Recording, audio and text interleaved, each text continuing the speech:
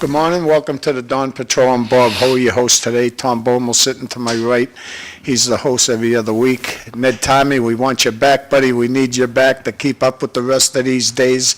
Cliff yesterday with the superintendent of schools for me was awesome, but I was downtown Lowell, Tom, yesterday to bring my grandson a pair of boots to the high school because he goes to this after dark program where there's welding and stuff.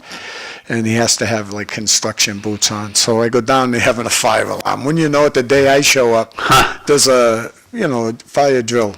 And the kids were all out over the streets and the police were everywhere. And here I am standing with a pair of boots I wanted to bring to the security desk. But I run into the head of schools and we just had a few words. I just said, congratulations, the school looks awesome. The new part of that school is, to walk into it was incredible for me anyways. I haven't been inside. But it's an incredible school. Tom, really, you need to do a tour of that school, especially when the kids are moving in the hallways, because when I tell people out in Ashby and all those places, there's 3,200 kids in one building. Right. That's quite a crowd, In Lowell, we do pretty good. Yeah. There's not a lot of violence, which that's the thing every grandparent's worrying about, but I don't see it. And the Lowell police, to me, when they're out on the streets, like I've seen them, I like it out on the streets. I don't need them all inside the schools. I need outside the streets to keep the people away from the schools. That's the key. Right. Yeah, but go ahead, Tom. Where's this thing with the kids, but with I'm hearing, I have the scanner on all the time, riding their bikes in traffic, and somebody's going to get killed, Bob. Yeah. And what's unfortunate is the person that kills that person is going to be in more trouble than the person that caused it. You know what I mean? It's awful. Yeah. I hear it was on Dutton Street the other day, on Lakeview Avenue in Dracut last week, and they just purposely riding the traffic to. Have you seen this yet? Have you? I want to answer to you. I want to say some things to that, Tom, but I was a real violator of running on the roads fast. Yeah. I was a rice rocket owner all the time. Yeah. Speed was everything for me. Yeah. And when you're young, 14, 15 years old, especially those two ages right there, I think boredom takes over, and a bike is just freedom. It's a feeling of freedom, and you should have your rights taken away for your license if you do some stuff like I did. Yeah. At one time, I did lose my rights to my license at a young age because I was driving a motorcycle that was unregistered, uninsured. But I don't want to say kids will be kids, but the parents need to keep an eye on it a little bit better. Yeah. I know as bad as I was tougher on my son. Mm-hmm. I think we learn. Tom, you and I are about the same age, roughly. Yep. And I remember going to the beach down 110 with my dad. I can remember it with my sisters standing up on the seats and maybe a can of Budweiser on the dashboard. I also remember one of my sisters going out the window of the car. Oh, yeah, my sister Barbara. She's the next one. She's in my age group already. I love my sister Barbara to death. It's my closest sister. I had 7 of them total. I've lost 2. But think of the way we lived back then. The roads were dead, though. Not like today. Right, These roads. You watch and see when you drive, Tom, and I know you probably already witnessed it. I say 1 in every 3 cars are on their cell phone. Absolutely. Yep. 1 out of every 3. I mean, these people, I have the, I don't know if your car has it where you can just talk right from your, to hold the cell phone. Hands-free. Yeah, hands-free. That's the best feature of a car, but these people don't have it, and you see them driving it, but nobody's doing anything about it. Now, don't you believe that is worse than the kids on the bikes? Oh, yeah. And I agree with you. I've done Uber, Tom. I know what it's like down in Boston, Roxbury, Dorchester, Hyde Park, all those areas. And when I used to see down there, there'd be 80 bikes. Yeah. Not 5 like Lowell. Wow. You'll see 80 of them. Tom, I froze up.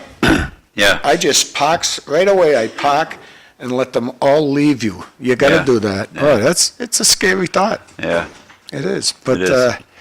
What I was blown away by yesterday at the high school was the dress code. Really? Yeah, I've never seen nothing like that in my life. Bad. Well, I don't know what you call bad. I don't think. Well, I see them walking the Dracut. It's almost like they're in their pajamas when I'm going down Lakeview Avenue in the morning for crying out loud. Some of the kids, they have those sweatpants on, those stuff you and I wear around the house probably, you know? I Gee. think it's gone a little bit overboard, you know. And that's when Brian Martin was running the high school. Yep. And I've worked with a few of them that run the high school in my lifetime. That's the one thing that I remember shine. He made shine. He wanted teachers in, dress slacks, a sport coat, a woman could be in a nice dress, whatever. Do you know But if there he was wanted a dress code. There was a big fight against him for that, though. Is there a dress code, do you know? I haven't been there Probably in a while. not. I don't know. If they're not, if what you saw, they probably is. They're not enforcing it. Yeah. What I seen yesterday, and I was only there for maybe 3 minutes. Yeah. Just put the flashes on in the car. I told the cop, I'm going into the high school just to drop these off, the boots. He said, go ahead. Yeah. And I'm telling you, I never seen nothing like it. It's beyond what I would ever even imagine that someone would go to school dressed like that. Right, and there was quite a few. Right. Quite a few, yeah. So, well, we got 14 days to go, Bob. Yeah, that's beautiful. National election. And I'll still say it, this is an opinion show. Yep. I think Trump's going to win in a landslide. Yeah. I really do. Yeah. I just can't see people voting for that side. You only got... They stay home. If they stay home, Trump's not going to make it. This is a fire last night. Fred Wilkie took this picture. My son Jack texted me this morning. 553 Chancellor Street. They had it on the news, yeah. Oh, boy. That's not far from my son's house, my old house. So, God bless the little firefighters. Good guys. 553 Chelmsford. Good people, I should say. Yeah, imagine, when you're in a prison doing that type of work and a riot breaks out, obviously that's your scariest thing you'll ever face, a big fight, which could mean 10 on 10 type of thing. That's big enough, believe me. Right. But imagine entering a house that's on fire. That's a pretty scary thing. Yeah, yeah. That's a tough job. And When you go to work, you're going to work, you know? Oh, yeah, yeah. But I still believe, in my heart, teachers, still underpaid, folks. That's my opinion. Still underpaid. The good teachers. We know, listen, I don't want to give you percentages. I know prison guards, cops, firemen. I know a lot of them.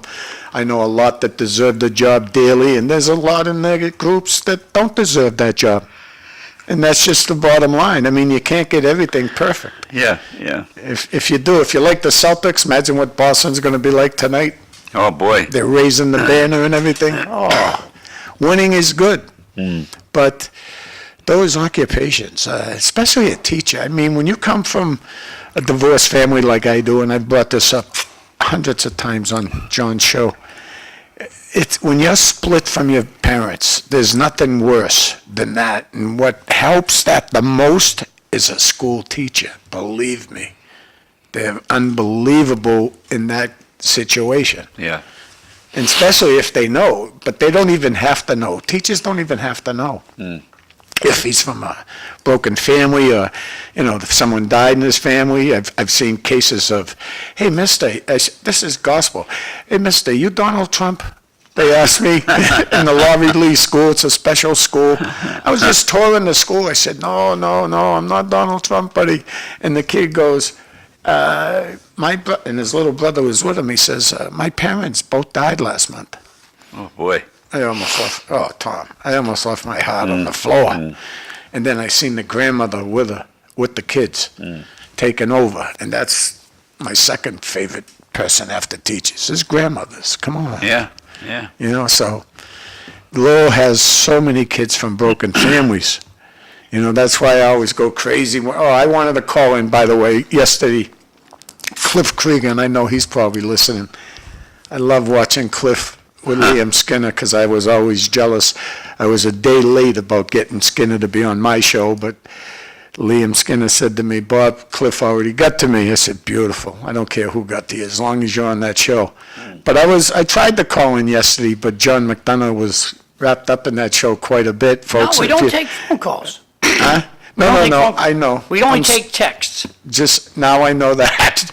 But Oh, your phone won't ring now anymore? My phone is in the other room. Oh, okay, that's right. It rings just That's fine. right. It brings you right to voicemail, and But anyways, because technology bent around the corner here, we can't take phones. And that's I can why- only we can only take texts. and that's why, Tom, I want to stay right on that subject for a minute, because that's where I love Danny Rourke. You know, I talk about Eric Gitcher all the time, right? But Danny Rourke, as far as what's happening in our schools, it could be good, it could be bad about having Liam Skinner. Let me put it that way. You never know when you hire a new superintendent. Right. But what Danny did and the way he did it, how fast he got that done, was showing that the other 12 to 13, 1,400 teachers and principals in our system saying, there's a career ladder.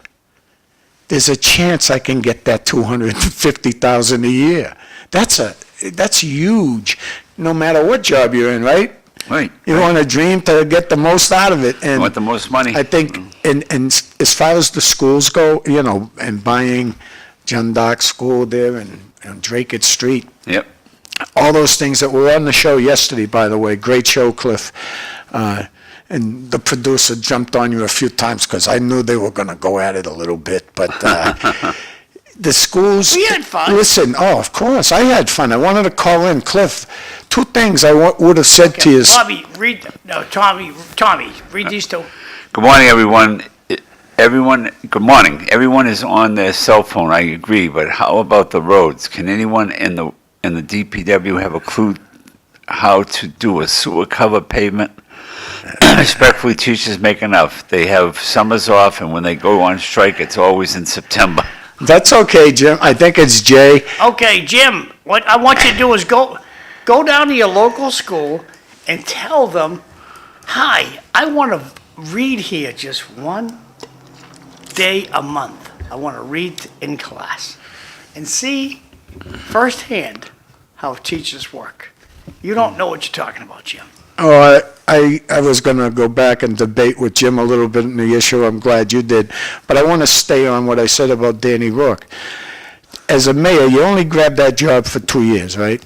I mean, I remember back when my friend, and I'm going to vote for Ed Kennedy, Ed Kennedy didn't want to give it to John Leahy, gave it to Bill Samaras. Looking back on that, myself, I thought Ed made a great move. John Leahy got to be mayor sooner or later, but I thought Ed made the right move at that time. And I've never been a big Bill Samaras fan, but I thought Ed Kennedy made the right move at that time. And Danny as a mayor right now is shining to me because of what he's done in the schools. Now, I'm not happy about the school committee. I think it's really weak. I think the mayor has helped it extremely. Thank God we have him there. And I thought Danny was going to be a little bit anti-schools at one time. Yeah, he's doing I a great really job. did. Oh, Yeah. he's doing a tremendous And job. there were so many people out there that didn't think he was doing a good job, but Danny's doing a great job. But to me, He's everywhere. where he needs to get it going on the right track is the city council. And it's not totally his fault. I think he's made the meeting much more interesting. It moves faster. There's not people having 5 to 8 to 10 minutes to bash somebody's head in. You know, they're giving them the right amount of time, and that's it. I thought getting control of the meeting was the number one issue, and he basically did that. He already did that. But now the city council, come on, wake up. You just don't follow everything the city manager wants. Right. You know, look at all your colleagues next to you. I'll tell you, I would never let someone go without a second. Never. No.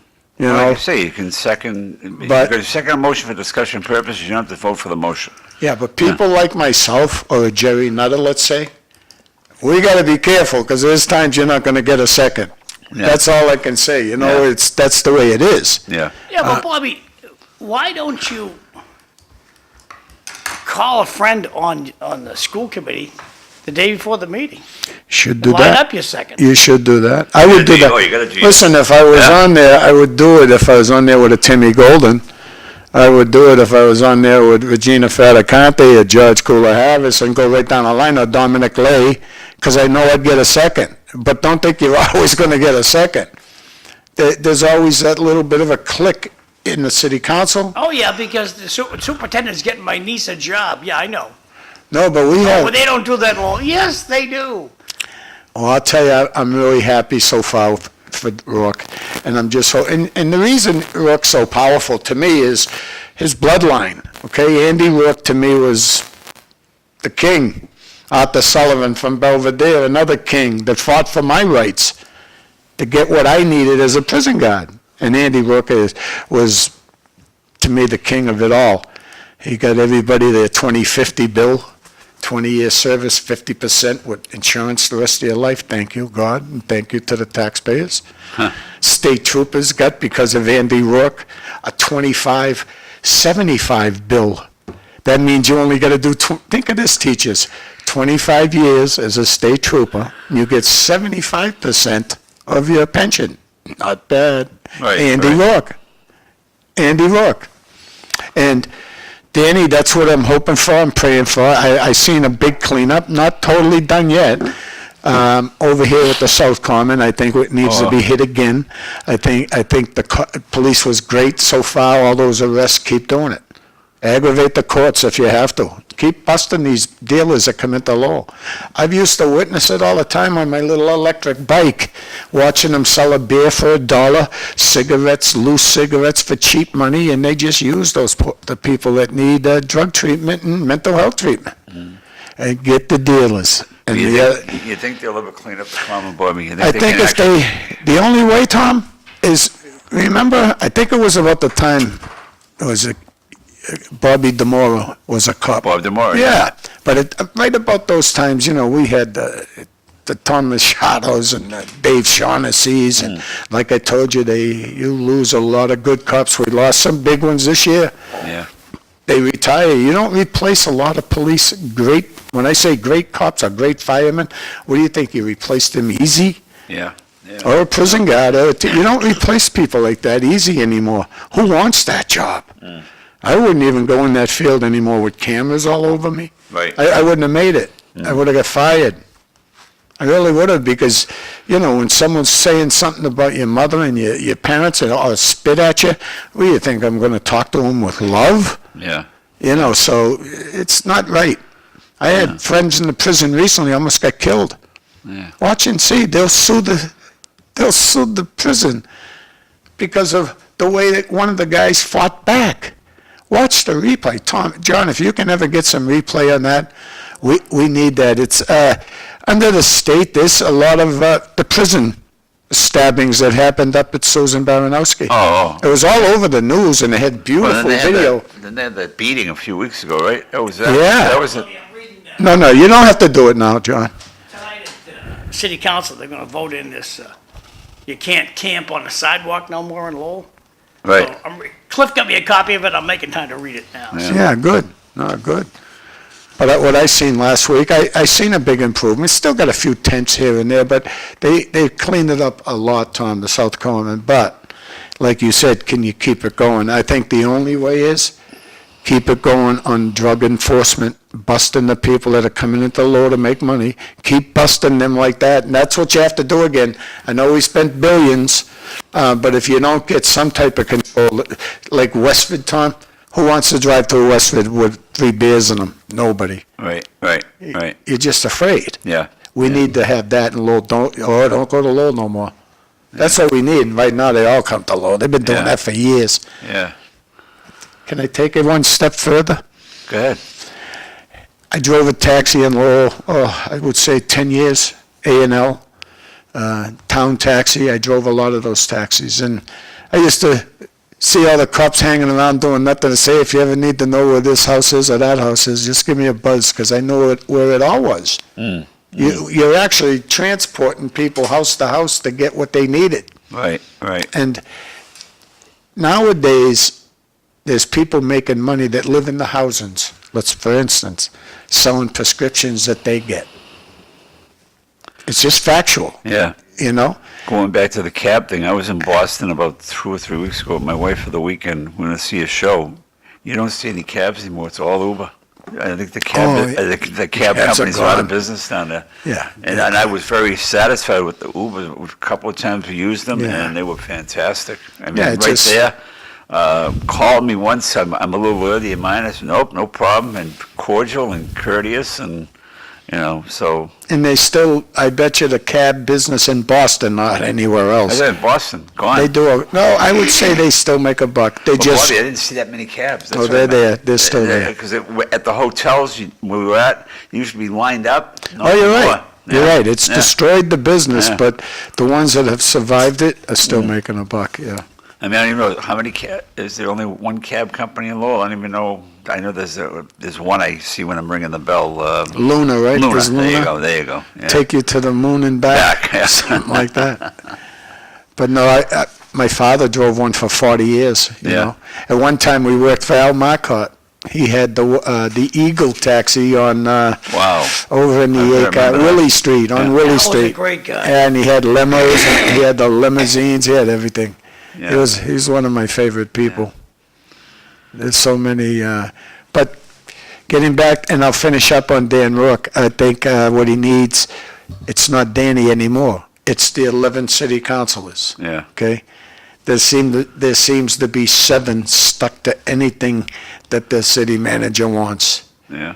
When now and then, That's how it was. If you remember when Tully was there, Well, it was but all 8-1 votes. I was the only one against him. without a doubt, but it's affecting, where we redistrict and changed everything. It's going to mushroom and become an issue pretty soon. But look at when Corey Belanger, and we sat on this show many times, Right. picking him to come in third, remember? Yeah. And if Ned Tarmey said, hey, if this election went one more week, Corey might have caught him. That's how them issues of Yeah. the ADU issue, yeah, oh, yeah. But it's up to the city council. We can't blame Dan Rourke for, how you vote. No. And, no. I'm not going to bring up the negativities that I've seen in the couple of budget hearings that we've had anymore, because I want the last year before they put Dan Rourke's picture up in the city hall, which I'm pretty sure it's going to happen. I think Danny needs to show, let's just all get along. Yeah. Just, And he seems just to bring try it down that, a little bit. Yeah, I mean, I said, it takes time. But I've seen a few people. I'm a big fan of Corey Robinson.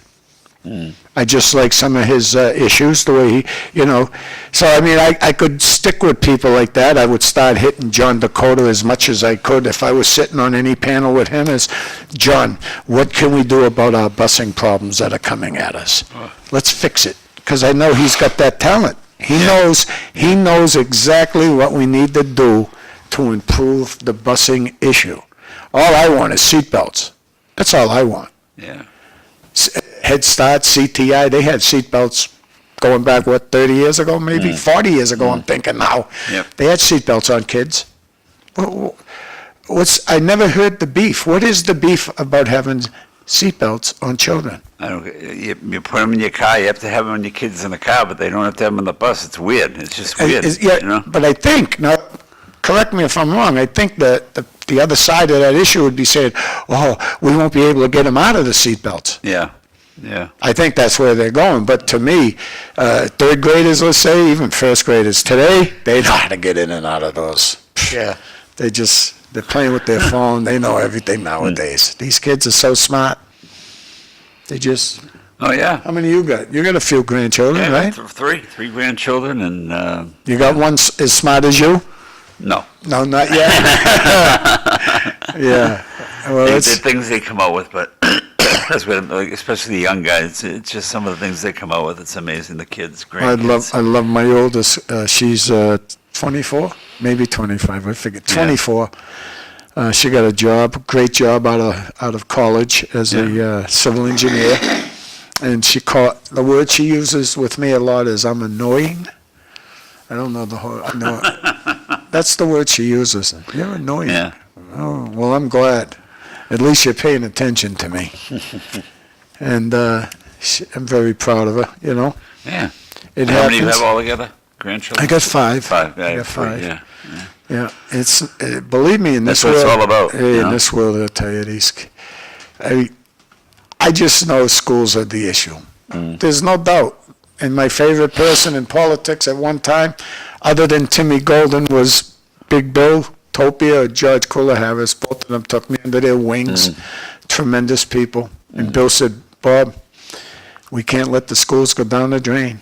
You'll lose your whole system, your whole city, and Lowell's a good bang for your buck. I think Who says that? Do you know who says that? Lowell's a good bang for your buck. Who says that? Sam Chase. Oh, really? Yeah, that's his quote. We say that in Dracut all the time. Dracut's best bang for your buck with Tax-wise. and Oh, everything. Yeah. Lawrence, now, my wife, where she came from, and the reason why I know this is I read the Tribune, she subscribes to it. They are thinking of going to a non-elected school committee down there. Oh. They have a, like they do in Boston, some other communities. Yeah. Don't think Lowell don't want that. Lowell, hey, Project Land, Yeah. don't even let them hear that. Because I guess we're getting, Appoint the people. Oh, yeah, sure, I'd want that too. I'd want would that it be too. appointed by the mayor, I'm sure? Is that who would do that?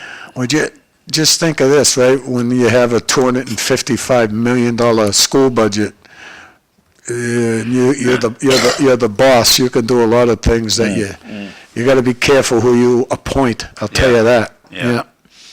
I just like the way we do things right now. I do, and I think redistricting, as far as I'm concerned, has worked, and I was against it. Oh, yeah, you guys were. Yeah, I was against it, dead against it, And I because said, like I say, there's councils that never would be elected. Jeunesse, Robinson, Lucia maybe, but if there was citywide, it'd be a lot different story, I think, with some of these guys, you know. And you're always going to have Rita Vesna. They always ran strong. The kid that didn't run again, he was a strong candidate. What was his name? He served 2 terms. He didn't run. He ran for Senate. Oh, go ahead. Remember his name? I can't remember his name. you got me thinking in the wrong direction, because when I look at the best election I've seen in my lifetime, would have to be Casella's. Oh, without a doubt. It was a three-way race. Yep. Most people, let me The put it. endorsements, we've said it 1,000 times. Oh. Nothing. Mean No. absolutely nothing. Well, You know? they do in a way when you got someone, Well. for instance, this show, John McDonough, but everybody on this show was kind of endorsing her, without a doubt. Ned Tarmey, I can speak for him. Kinda, we all were. Yeah, we were endorsing her. Eric Gitcher was a big endorsement for her. That comes, and you can't fool a guy like me. They might look like they beef on air. The Gitcher family there. It's all a joke, yeah. It's It's- all fun. It's all fun. It's not all in fun, but I'll tell you something, very, very, they're workers. That's all I can say. I'm right down to, my favorite one, I say it all the time, is Zach Gitcher. That's Eric's son. Can't wait to see what he turns into. He's already a great math teacher. Yeah. Thank God the great little technical high school has him. He was up in New Hampshire. That's the thing that drives me crazy, when we lose so many good people. You might not like Jay Lang, okay? I did. We lost him, but don't look in your rearview mirror. Bill O'Brien taught me this. Big Bill, if anybody ever worked in a prison. He said, Bob, why do you always look in your rearview mirror? And I was, because you didn't lose your mother, you lose this, things. Yeah. You look in the past, it's hard not to do that. But he says, all I do is watch where I am on the road, because the cop's going to pull me over if I go over the yellow line. So it makes a lot of sense, Here we go. This is the proposed new ordinance for the city, Yeah. and about pitching tents. And this is the first paragraph. It is unlawful for any person to camp or maintain a campsite or camp materials in or on any public property or in the public right-of-way, including, not limited to, any street, sidewalk, school, public park, unless specifically authorized, or during a period when the shelter is unavailable.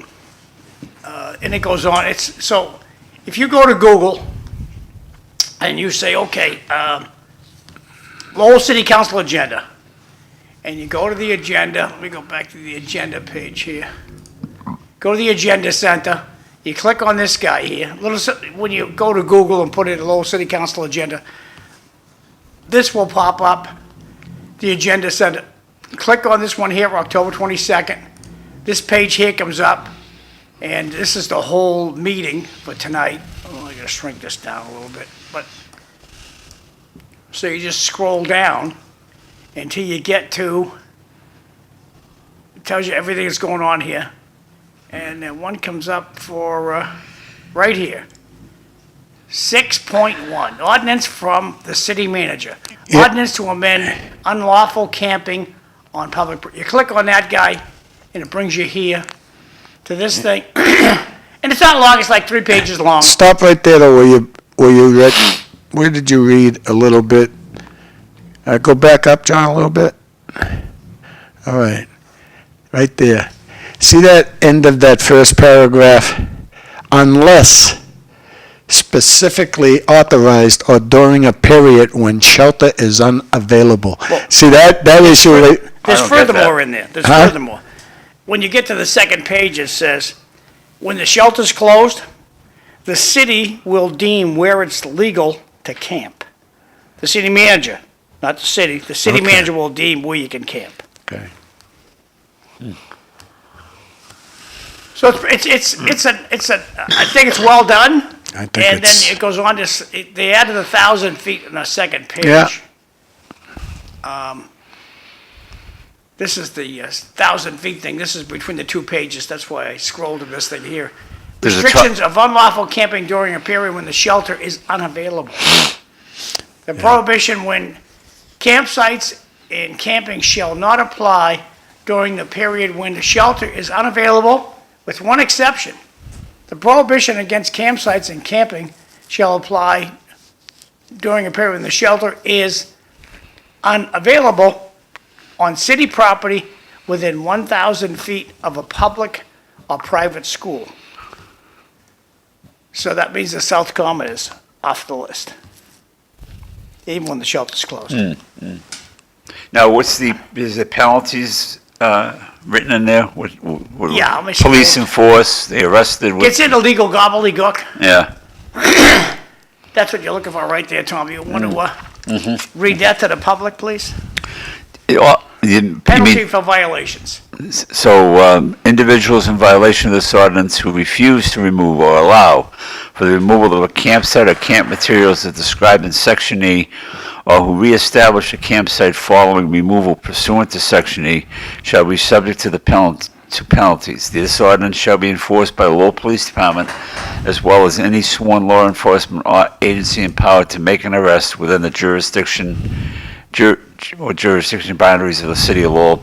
Any of the following penalties, all enforcement methods authorized by law, including General Laws, Chapter 40, Section 21, non-criminal disposition authorized or enforcement authorized, Greater Lowell, Chapter 72, Section 59, ordinances or regulations relating to streets, reservations, or parkways, alcoholic beverages, profanity, arrests without warrant, if the Lowell Police or any other duly authorized officer or on scene determines the violation of General Law, Chapter 272, Section 59, has occurred in their presence.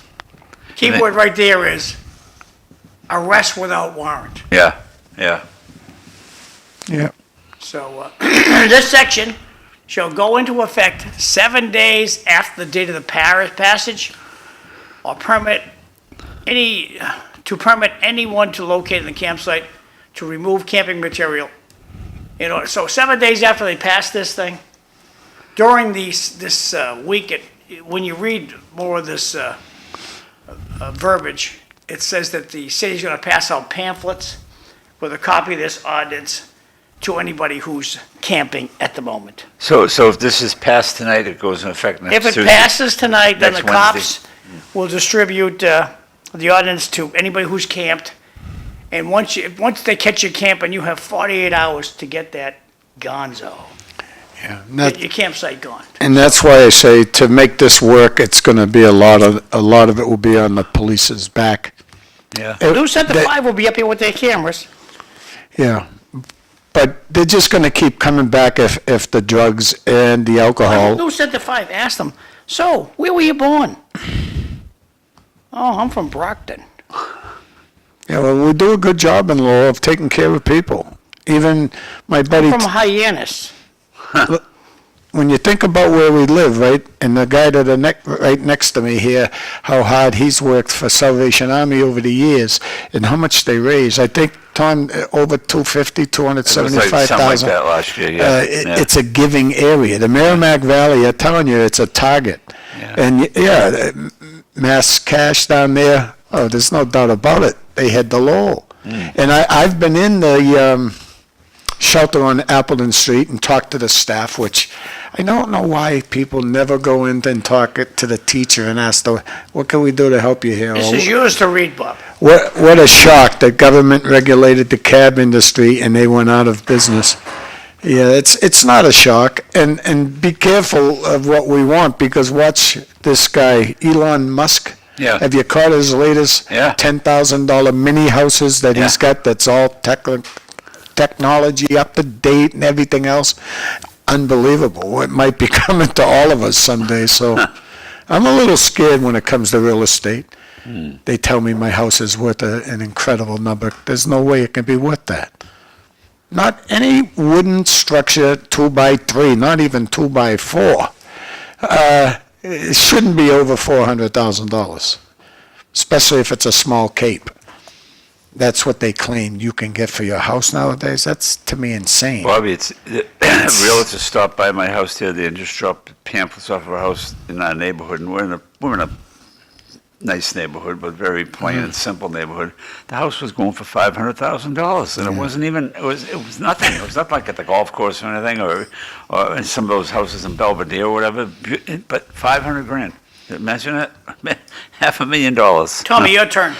But will it be enforced? And once they're told to leave, where are they going? The only one this benefits are the lawyers when they sue the city. Well, I think where they going, I don't know, but something's got to be done. I mean, Well, my takeaway, my understanding is the cops have, well, you can go here. They have options where you can move to right now. And for these people that just, I don't feel safe going inside. Yeah. Sorry, we respect your opinion.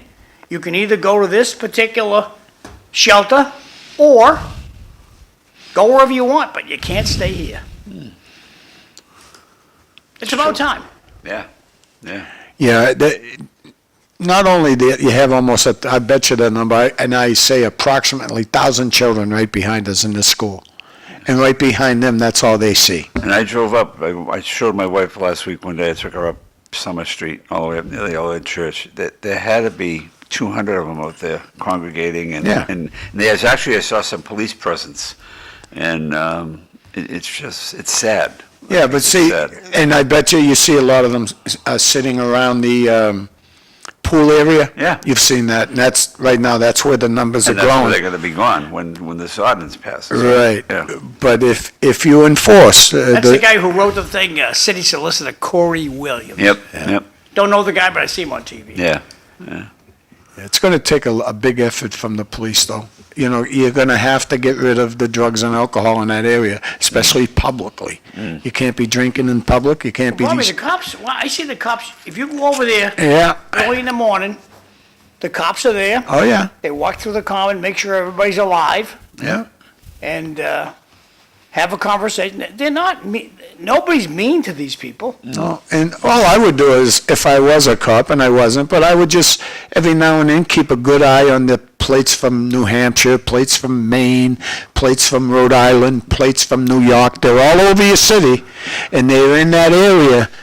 It's hard to do, but that's what the police need to do. Once you scare the drug dealers away from the South Common, you might be able to get rid of the homeless problem, because you're not going to get rid of this hanging around when there's drugs and alcohol still there. And the cops already have done a great job for starters, but it's going to take some time. Back over to you, Bobby. Yeah.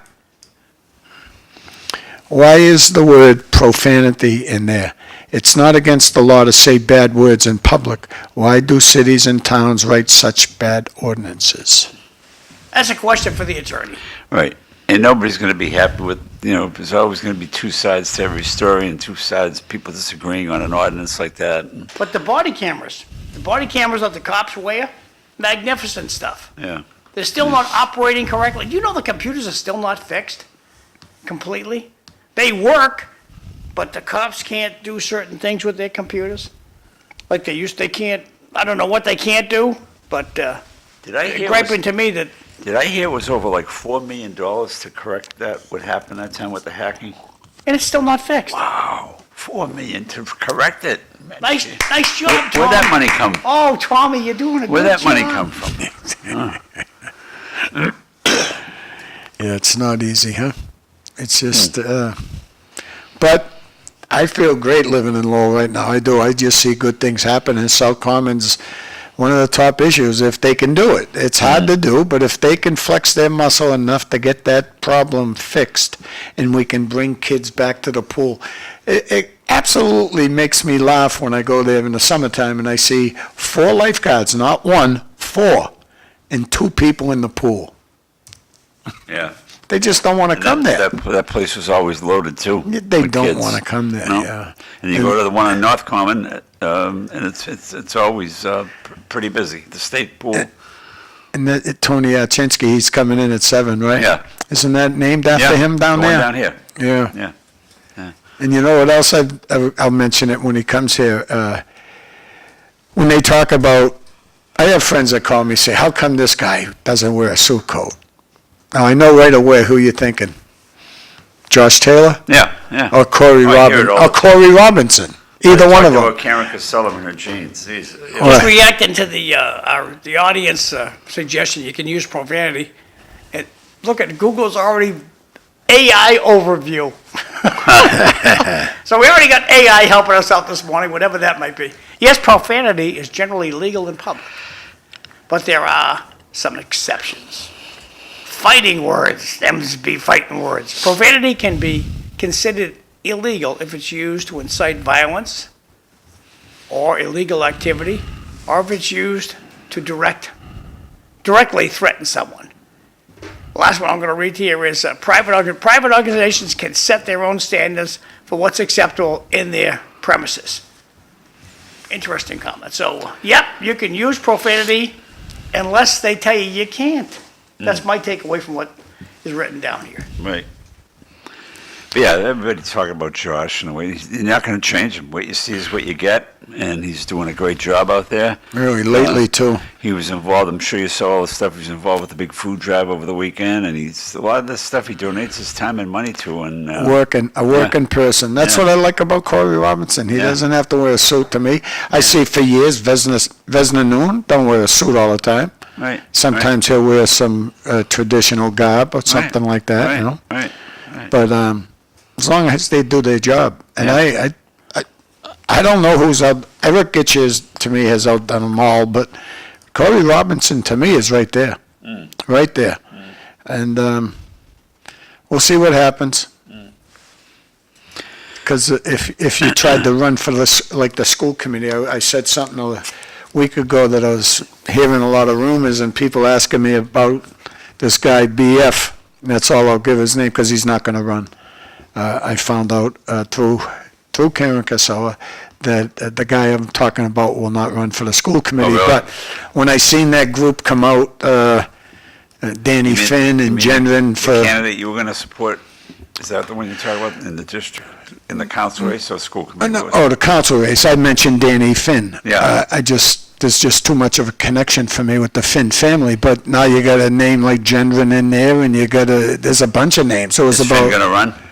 Oh, well, he already tried to come out and run Right, I know, against yeah. Corey, and I Yeah. believe a few of them were definitely in the Gendron. That name is there too. Mm-hmm. So it's nice to see a group of people, 8 Yeah. to 10, looking for that district that I now live in, because you just took people from the old, what I call my district, South Lowell, where Kim Scott is now, but you took a ton of voters away from Kim Scott's area, and you put them into Belvedere, where Yeah. there's a big vote already.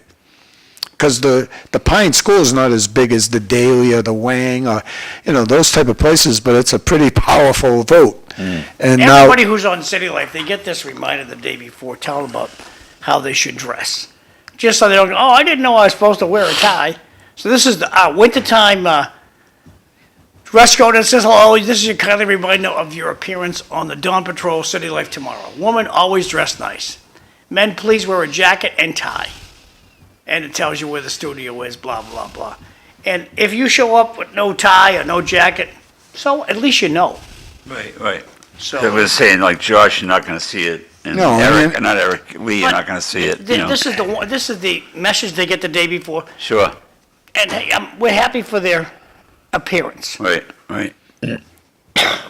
Yeah, and I always felt that if you have a job that you're supposed to have a uniform and wear it, you should have it on. And that's something they couldn't do at Concord Prison. You couldn't get us in a uniform. Bruin shirt, Celtic shirt, couldn't do it. Why? Andy Rourke and Union Strong. Why do you think they closed Concord Prison? Because, we don't have inmates? I'm telling you, this state is in kind of going down the tubes. We better be careful.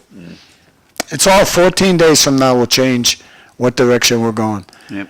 And if Trump loses, I feel like George Harris, my favorite person ever when it comes to schools, he always said it, if we don't go to neighborhood schools, we don't speak English. Eileen Del Rossi says this. Mr. Hoey, we are going to be a third world country. You know I'm what? seeing you guys on YouTube. That's from Eileen Del Rossi. Thanks, Eileen.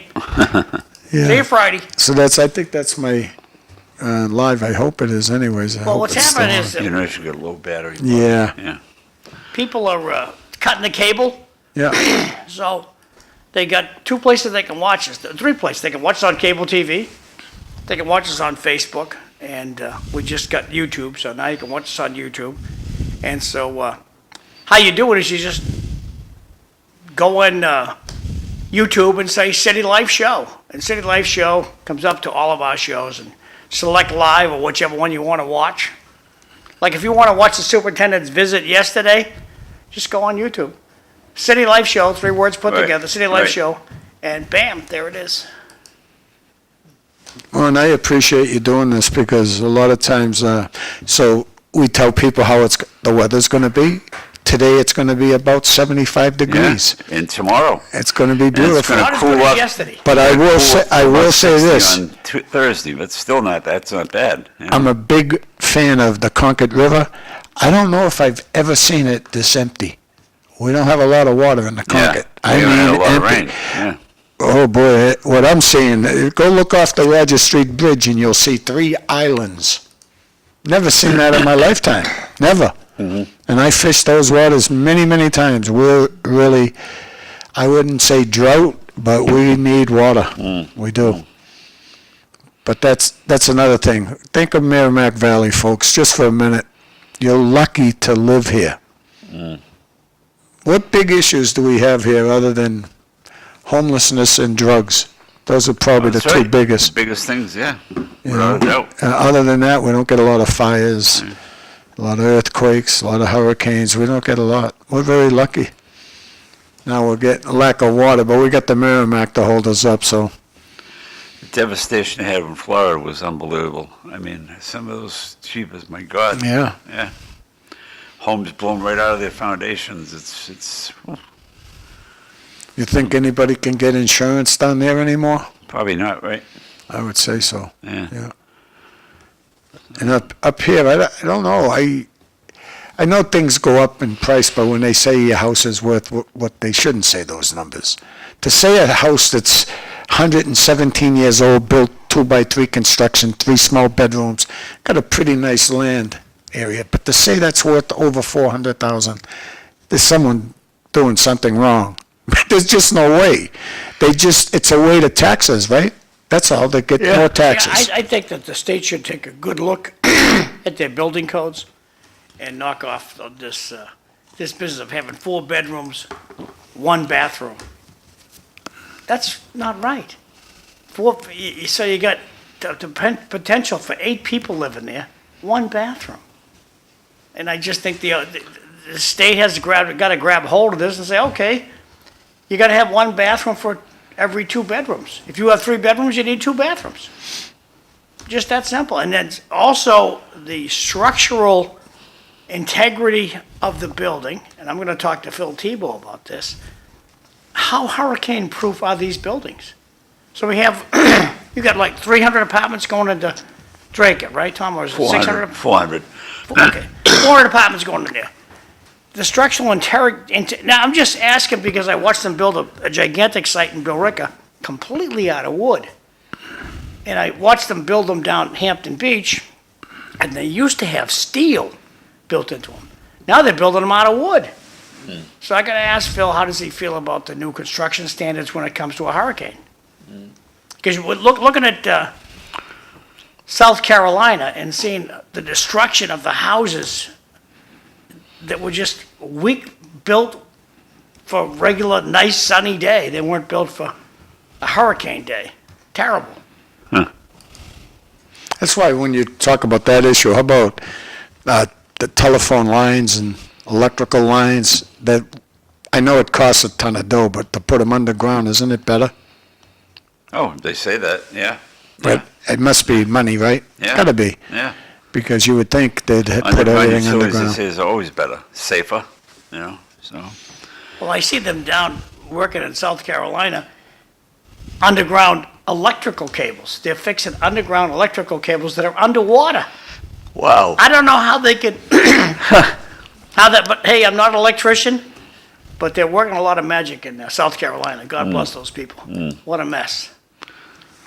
I think that's going to become a big issue, especially those ADUs and additions and people starting to build. Remember we talked about it with Josh Taylor? Oh, yeah. That he's a builder. He thinks it's going to explode also, They'll be putting them up everywhere. Either empty in my garage. I'm a hoarder, so I got to get everything out of my garage. I might have to rent that out someday. It's just the way it is. ADU. Hey. There you go, ADU. Oh, I remember calling my friend Dave Daly one time saying, hey, do I have enough land to build another home next to my house? Because my house is built to the far right. He says, no, you have to connect something to your house. You can build what you want, but you got to have a connection from your house Oh, I get it, yeah. out, Yeah.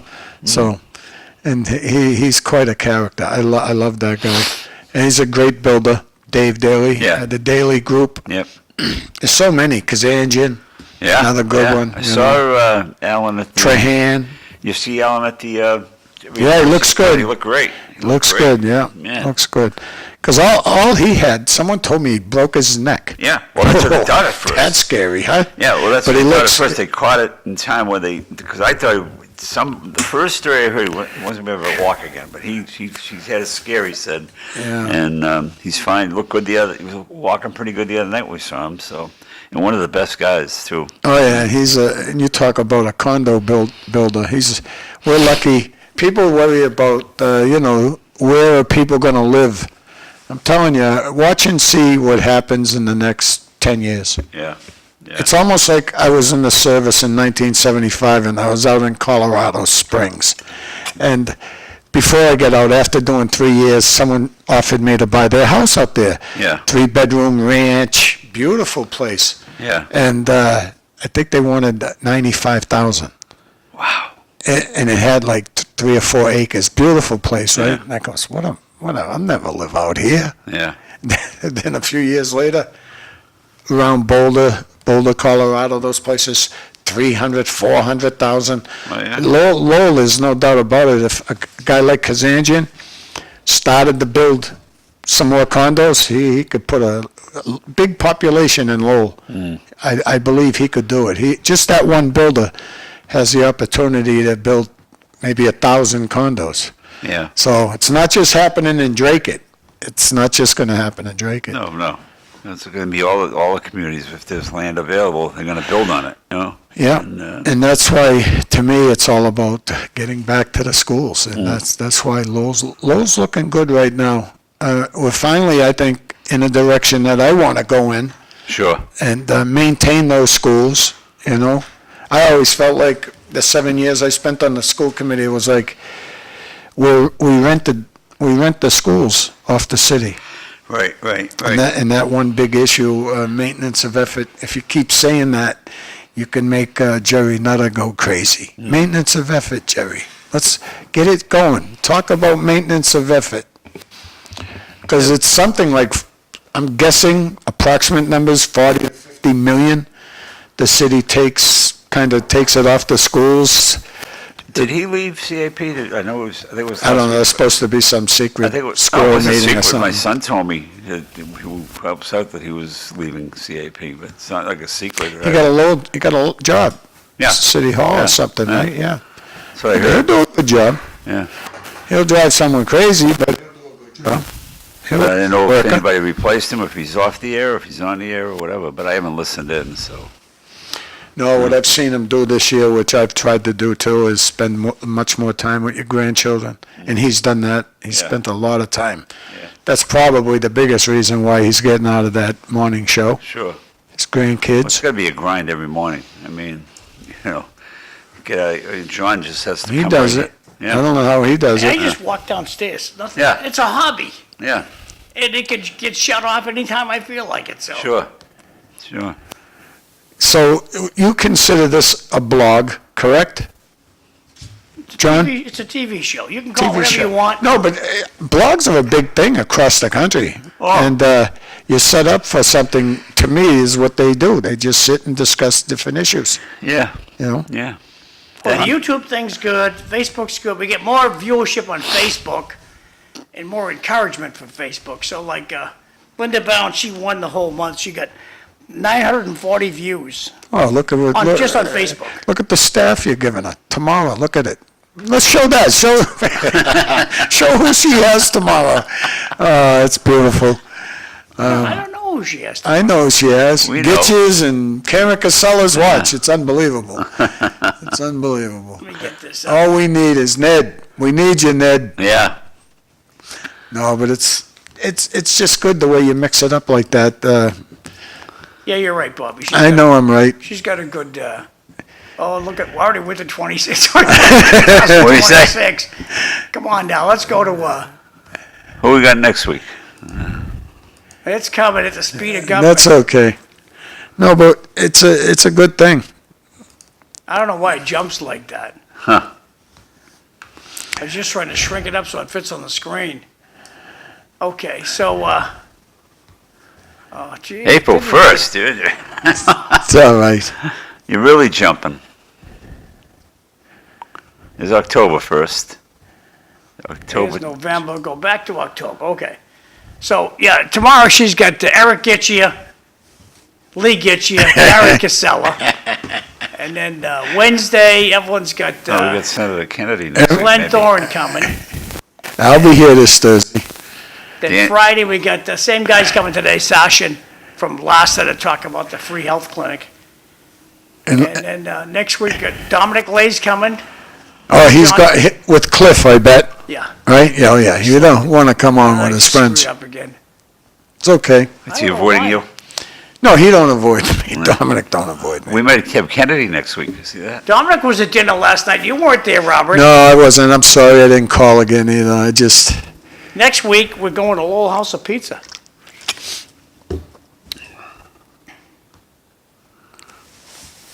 All right. Now, I'm not worried. It's East Winter 25. This is crazy. Never mind. Forget it. Accept failure.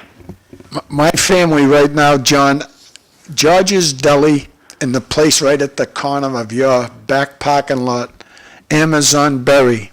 Yeah? Between the two of them, I predict the Hoey spend somewhere between $500 and $700 every 2 weeks. I haven't tried the Amazon? berry stuff. So what do they have What with is the it? berry They just have, I don't know, I never had one, an icy bowl. They call them icy bowls. There's fruit in them and all kinds of good right over goodies. Yeah, like $12 a pop. So you get 4 of them. You know, you're into it for $50 there. Wow. It's a lot of money, but Wow. great stuff. They have a good ice cream cone for $4. Soft serve. Oh, it's really good. And Brazilian people, I'm telling you, their restaurants are starting to sprout everywhere. Yeah. I don't like the food personally. I'd rather have Portuguese food And there's a new Brazilian in my restaurant. neighborhood. What? There's a new Brazilian restaurant, John, I believe, opening in the old Dana. Oh, they're opening up everywhere. Yeah. Yeah. Yeah. Scotty McGrath put on Facebook that he was down there. I haven't tried it. My son loves Brazilian food. Loves it. Yeah. So, Me, I'm more like a George's Deli guy, you know. Or I still like good Hey, I'll times. give it a shot. Yeah.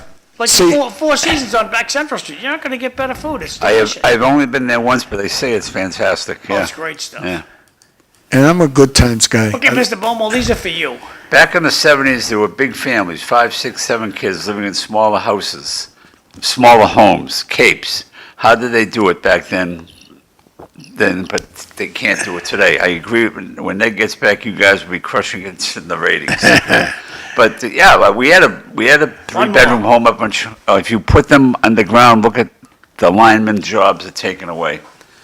But I lived in a 3-bedroom home up on Chelmsford Street, big house. We had 1 bathroom, 4 people living in the house. We survived, but you know. Yeah. Would it be better with 2 bathrooms? Well, I'm thinking of this, John. It was a different, meaning my mother didn't work, so she, using the bathrooms in the morning, for example, like showering and all that stuff. My father was out of the house by 6. It's. But if you're going to build a house, Oh, absolutely, 2 bathrooms. We have 2 in our yeah, Cape. if you're building from scratch and they're putting up these new, beautiful apartment buildings, and I just got 2 questions. I want to have 1 bathroom for every 2 bedrooms. That's me. Yep. And I want the building to be structurally sound in a hurricane. Yeah. Yeah. But like I said, that's a good point to talk with Phil about. Phil Tebow, he. Yeah. Phil's an architect. Yeah. It's 7:01. Are we going on a break? If it's 7:01, you already blew through the break. We blew through the break. Okay. Right. So now we're on City Life. Now you're on City Life. Welcome I gotta go to see what City Archinski's Life. doing. He was out there. He might have been texting me. Bob Hoey, the host today. Tom Bomil, my sidekick. He's the host every other week. And Ned Tarmey, he's still out injured, but I did see him at the bridge party for Rita Mercier there, Tom. He looked great. Oh, he looked Absolutely He looked great. awesome. He looked For awesome. what he went through, my lot of words. It was nice too. They said a few words. They mentioned his name and the bridge. It was a Somebody great gave him a time. good shout out, which was good. Was it Danny Rourke? I forget who gave him the shout out. Yeah, I but, forget somebody- too. But it Oh, was Bobby Cox. Might have been Bobby Cox. it was a good time. So Yeah. and we're going to have Tony Archinski in a minute here. And we were talking earlier on the Dawn Patrol mostly, I think. We talked a lot about Danny Rourke and how good of a job he's doing, and we just want to see how he ends his term as mayor. Yeah. It comes quick. Yeah. 2 years comes really quick. And now they're on the homeless issue probably more than ever. Yeah. So if we can do that, if the city of Lowell can clean up the South Common some way, more power to them. So, Just hope And they can, well, it's just, Hop up and give that to Tony. And good morning, Tony. Sitting here. Tony, just slide right in there, buddy. I get center Right, stage. I get center stage today. Yes, sir. Yep, so we have a Dracut Selectman, Tony Archinski, just come in, and Tony, we were just talking about the... Chairman of the board, Mr. Good Chairman. morning. Good morning, gentlemen. Good morning, Mr. Chairman. We Oh, were yeah. just talking about one of Lowell's biggest issues, the South Common, something your name tag is down there. I have a godfather that passed away, Franco Patella, his stone is on the South Common, and I don't use the South Common much, but to me, if you're involved in your city government, do whatever you can do to help out. And I think John McDonough does a great job here, by the way, showing you people and having Danny Rourke on here, Eric Gitcher, and Lee Gitcher. Anybody who wants to come. Anybody can come on the show, and it's a great thing, and thanks, John, for what you do. But Tony, you remember the days of the South Common probably better than I do. Oh, sure, yeah, and the pool at the South Common is actually named after my father. My father was the recreation director for the city of Lowell when they had a separate recreation department, and he was in charge of all the parks and all of the activities. So, I mean, Bob, if you were a kid, I'm sure that you knew park instructors, and remember I don't know if you remember, but they used to learn how to do pot holders and stuff like that, but play sports and things like that. And they had a bunch of kids, for high school kids, jobs, I remember, in the summertime, Oh, the yeah, recreation yeah, for department. sure. Either with counselors, or whether it be lifeguards, whatever, yeah, I remember that. Right, Yeah. so when my father passed, somebody, decided to name the pool after him, and for many, many years, there was a a bronze plaque on the building, on the pool building, and then somehow that just disappeared. So my good friend Rita Mercia helped us get it back. get a new sign put up, and when I went down to see it, it was like, oh my God, the sign's bigger than the building right now. Yeah, it's beautiful. Yeah, so Bobby, can you read this one? Every little kiddo has to have their own powder room and walk-in closet nowadays. Good point. Why not? Why? You know, Tony, you just mentioned park instructors. I have a flashback. I had Billy Shea, which was a Lowell policeman. Sure, yeah. He was incredible. He used to walk the whole fence, Chambers Park, on his hands. on his hands. God rest his soul, too, but he was just a pleasure to be around, and cops and teachers, that's who saved my life, without a doubt. Yeah, yeah. You're a retired policeman. Yes, I've been retired, believe it or not, for 17 years. Wow. Which is 15 for me. Yeah. So you and I are pretty close in a lot of things, Bob. I was in the service from 72 to 75. What years were you there? 75 to 78. Oh, okay, yep. So you must be younger than I am. I'll be 70 this Saturday. Okay, I'll be 71 in November. So I spent my career in Dracut. When I got out of the service in 75, I got an apartment at the apartments on Lakeview, Tom. You remember Right, those? you told me the story, and at yeah. the time, Yeah.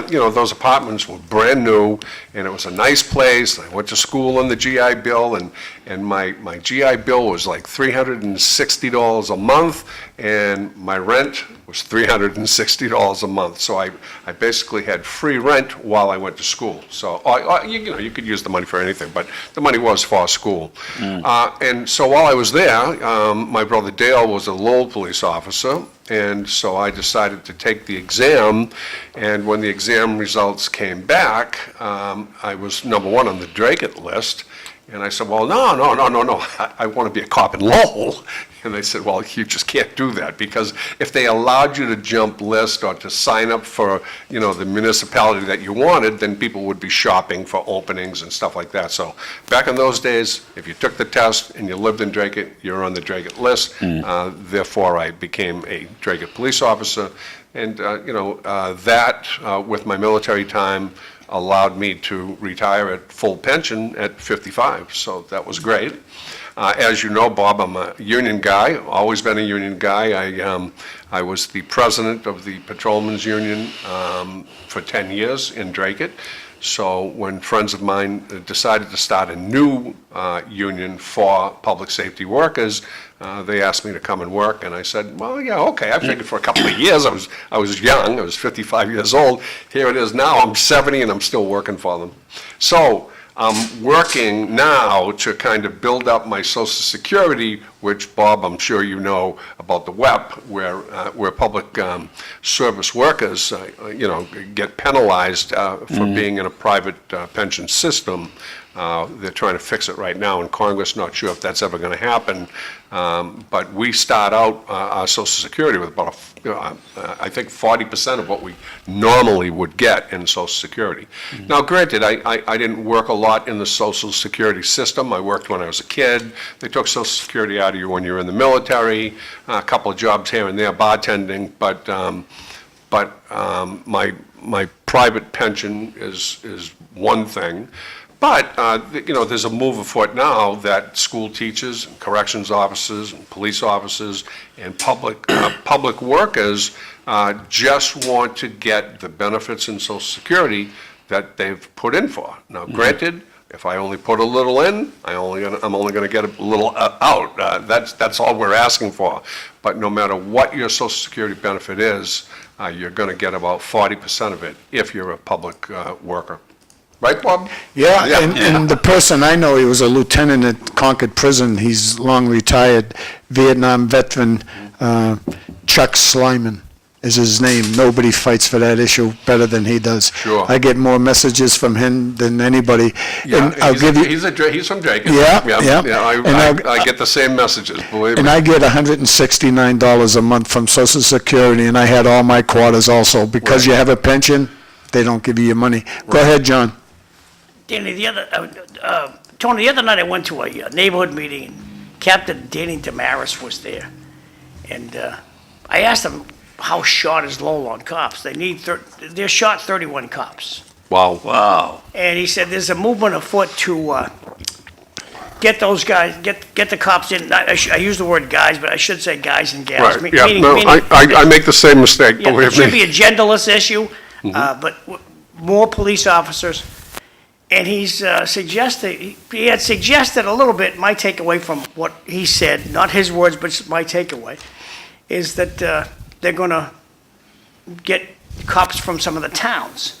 How does that process, he said yesterday you had to get permission, and there's a change in how that works, and you're a Yes. union guy. Can you speak to what has to happen? So if Lowell wants to get a good cop from Dracut, how do they do that? Right, so that's what they call a lateral transfer from one department to the other.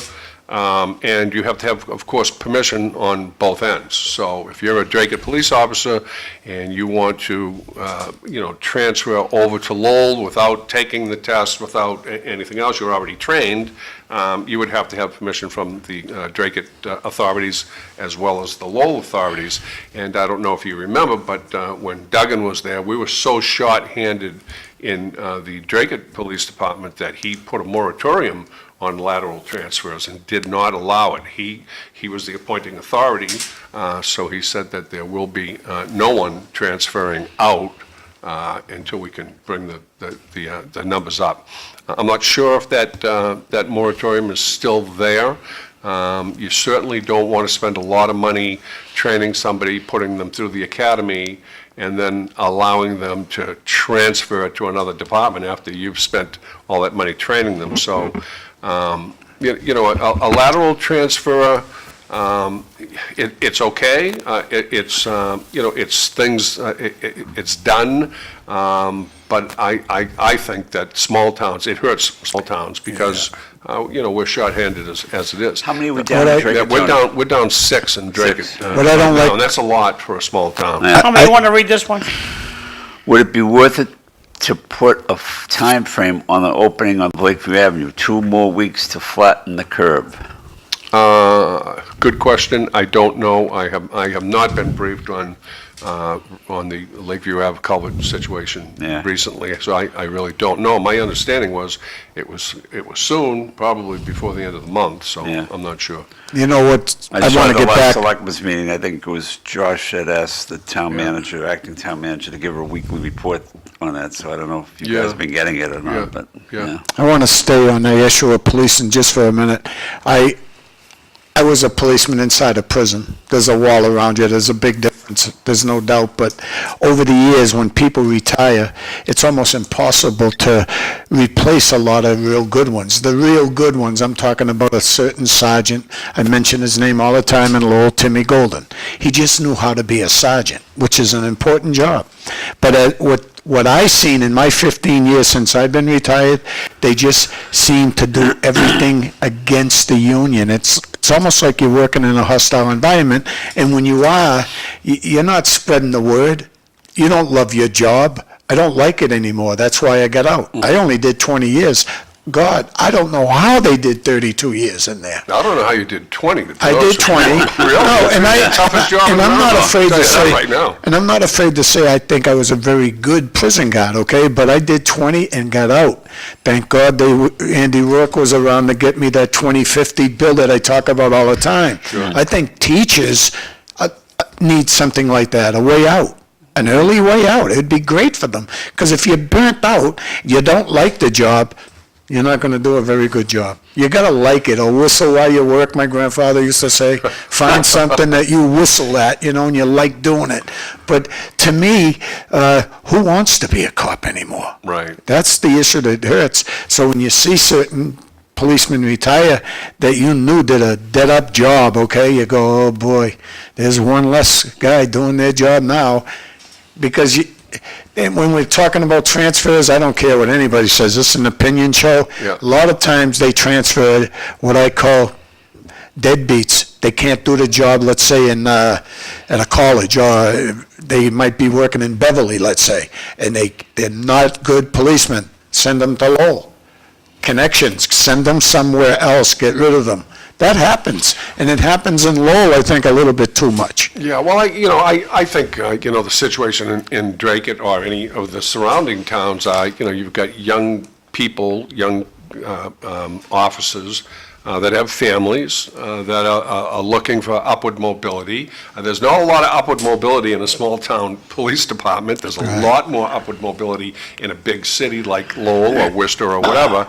And, when you can make $20,000 or $30,000 more a year for your family just by driving 6 more miles down the road to the next, to the adjoining city, I think money has a lot to do with it. We don't pay what the big cities pay, and so a lot of the requests for transfers that I've seen are really just young guys trying to make more money for their family, and also looking towards upward mobility. It's got to be a tough. Maybe if the courts did their job, then it would be a little easier on the police. Yeah, there's no doubt about that, yeah. But when you say that when the younger cops want to go into Lowell, it's also a tougher job in Lowell. I'm sure, Dracut, would you agree? I mean, well, it's a little bit, it's 6 of one and half a dozen of the other. Yeah. In Lowell, when you get into trouble, you've got backup, you've got everyone there to help you, where in the town, if you get into trouble, you could be waiting for somebody to come and help you from 10 miles away on the other side of town. And I hear Besides the Dracut. I listen to the scanner all the time, you'll hear the cops say, I'm late, I'm down in East Dracut or something, I'm going to be there before I can get there, so. Right, so that, there may not be per se more crime in the town, but the job is just as dangerous. You guys have a meeting tonight? No. Oh, no meeting? Oh, Do you guys have a meeting tonight? Yes. Oh, you know that, right? No, I didn't know that. Oh, you didn't? I did. No, Yeah. I purposely kept myself at arm's length, but. Well, I didn't know if you just saw it. It's not, so tonight. I'm sorry, John, did you say something? No, whatever my thought was, I forgot what it was going to be. Okay, well, as long as you don't ask me to read, because these guys are doing such a great job reading. No, they swap up between the both. And nobody told me it was going to be a reading lesson this morning. We meet tonight and Friday.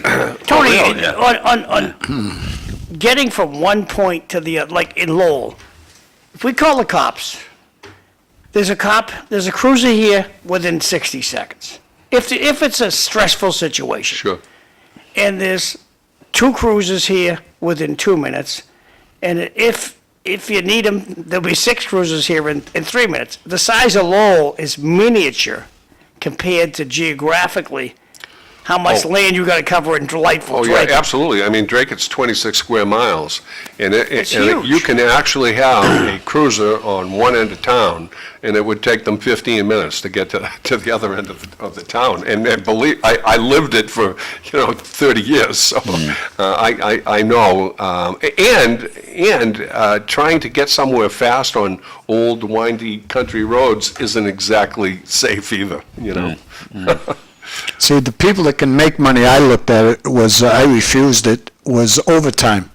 They take people that retired already and bring them back to work, in Lowell especially for pothole duty, hot topping roads, sidewalks.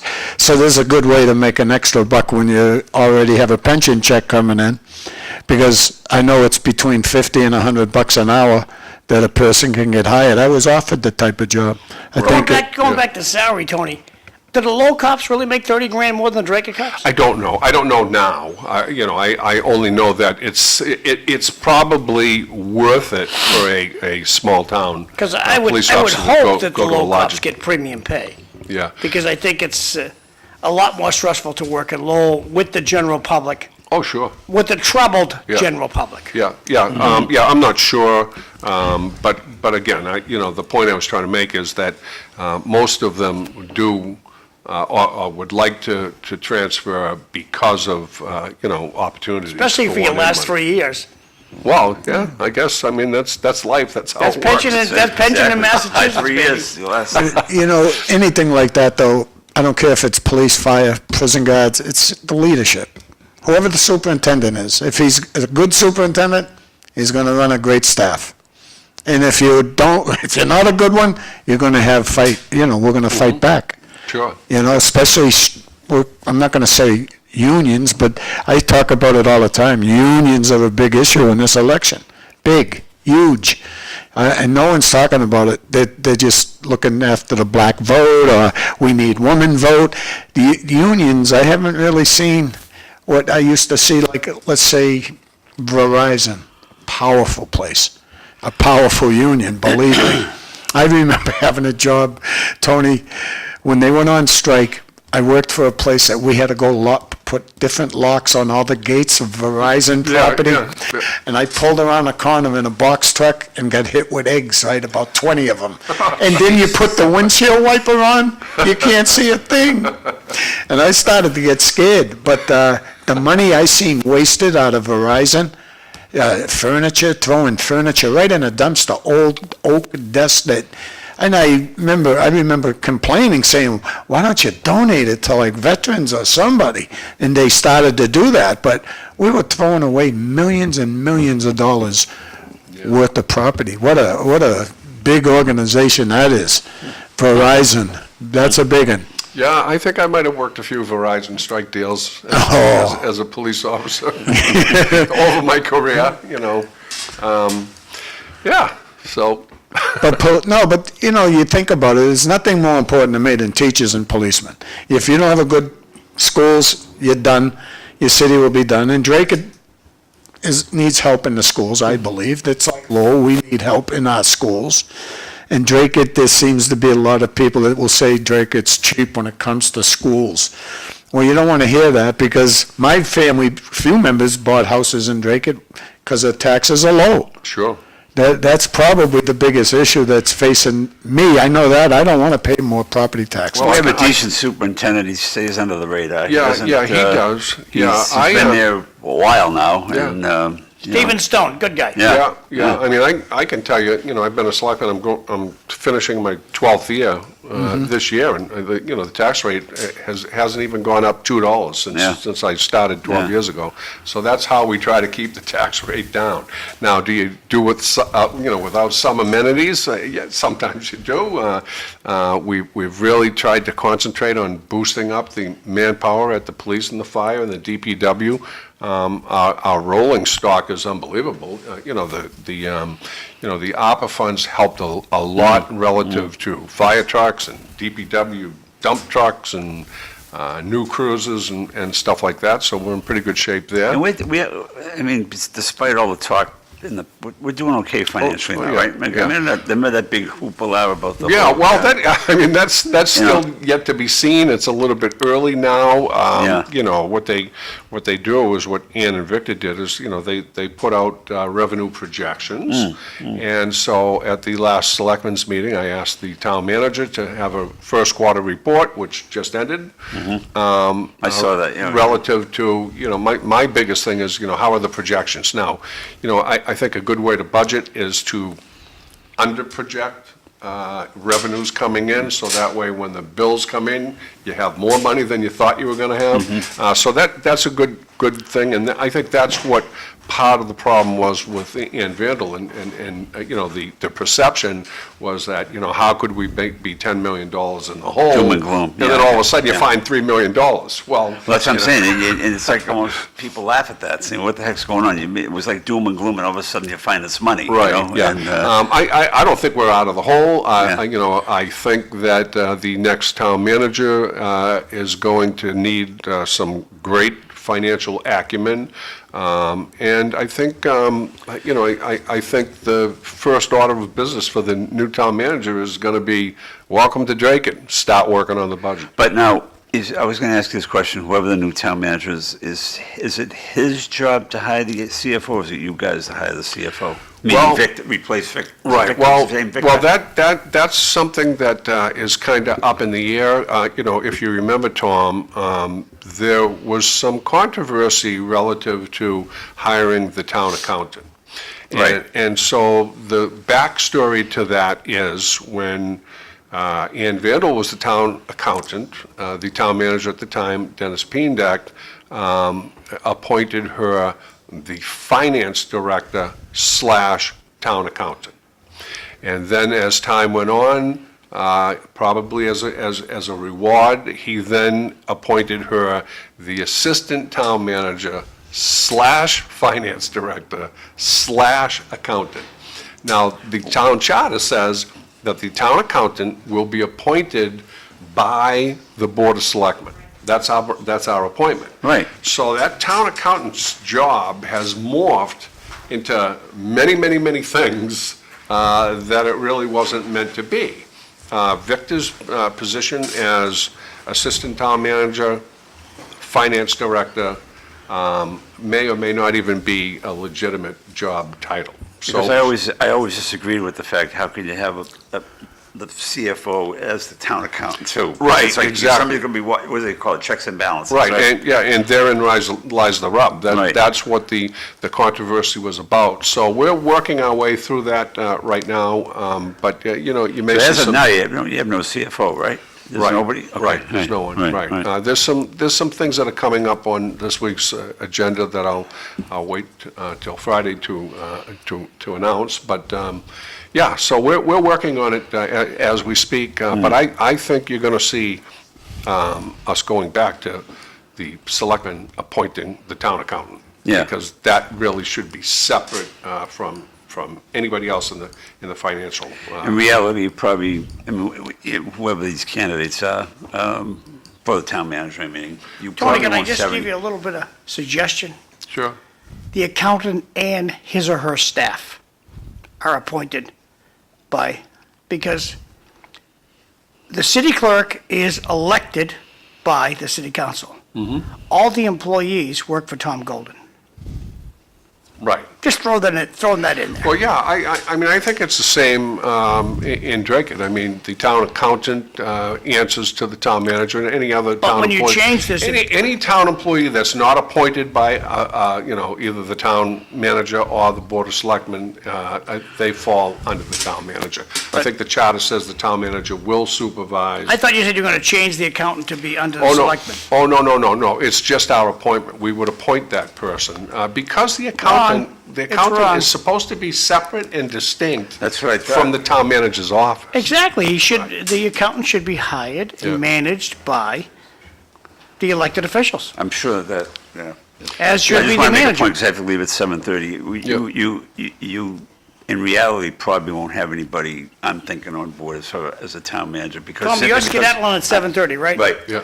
Because I remember when Jim Duggan came, he had to give like a 30 to 60 day Right, notice. yeah. I'm hearing now that that's Yeah. where if any of them are managers, and we'll have to Right. give them some time. Right. You'll probably be talking maybe January 1st. Well, I'm not sure. I hope it's faster. I mean, it certainly all depends on who we pick and. No, I'm just saying, And what their like, time frame right, is, right, you know. right. So, that's other things that will come out on the agenda on Friday. So we're working on it, we're trying to stay a couple of steps ahead of ourselves. So all I need to know from you is, when are we getting the candidates? After Friday. Can I say that Sure, right? yeah, After Friday, because we're yeah. interviewing, you want Yeah. to know, can I say the number or not? I won't say names, obviously. Yeah. We're going to interview 5. Yeah. 3 tonight, 2 on Friday, and see. then we're out of it. Yeah, Then it's in your yeah. hands. And that's now, after Friday, I think the only thing Mary has to do is the background checks, and then you get them, right? Yes, yeah. And you start so Yeah, the I have- faster you guys... Yeah, I have had contact with Mary and from the Collins Center, Yeah. and Mary has told me that she was hopeful that she would get our candidates to interview by Friday. Yeah. Yeah. Will be after Friday, yeah, because, Yeah. So we got a busy week coming up. Yeah, I Selectmen mean, wise. we're supposed to meet, originally, it was going to be tonight and Thursday, but I think one of the candidates couldn't make it. I So see. I didn't want to have one interview. so we're Right, gonna which do is on always the Friday. case. Yeah. Now, So Tom, do they know how much they're going to make if they get the job? No. They don't. the span is what, 185 to 220? Yeah. Is it? Yeah, that's what it says. Yeah. I got to fly. Okay. So- See All you, right, Tom. All right, well, geez, I thought you were going to buy me breakfast today. Well, I can't even eat, I got to go with blood work. Next time, I promise, all right? We're going to go Okay, to break. cool. We'll be right back. Gotta move some chairs.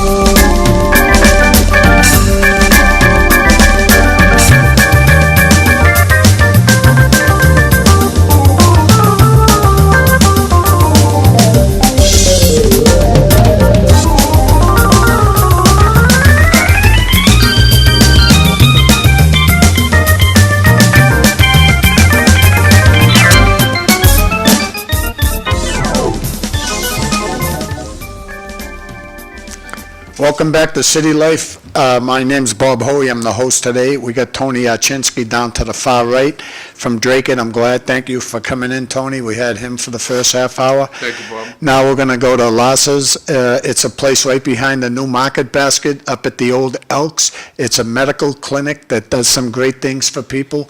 I'm going to let them introduce themselves. I'll start with this person right to my right. So go ahead and say something, who you are, where you're from, and all that good stuff. Yeah. Good morning, everyone. Thanks for having us.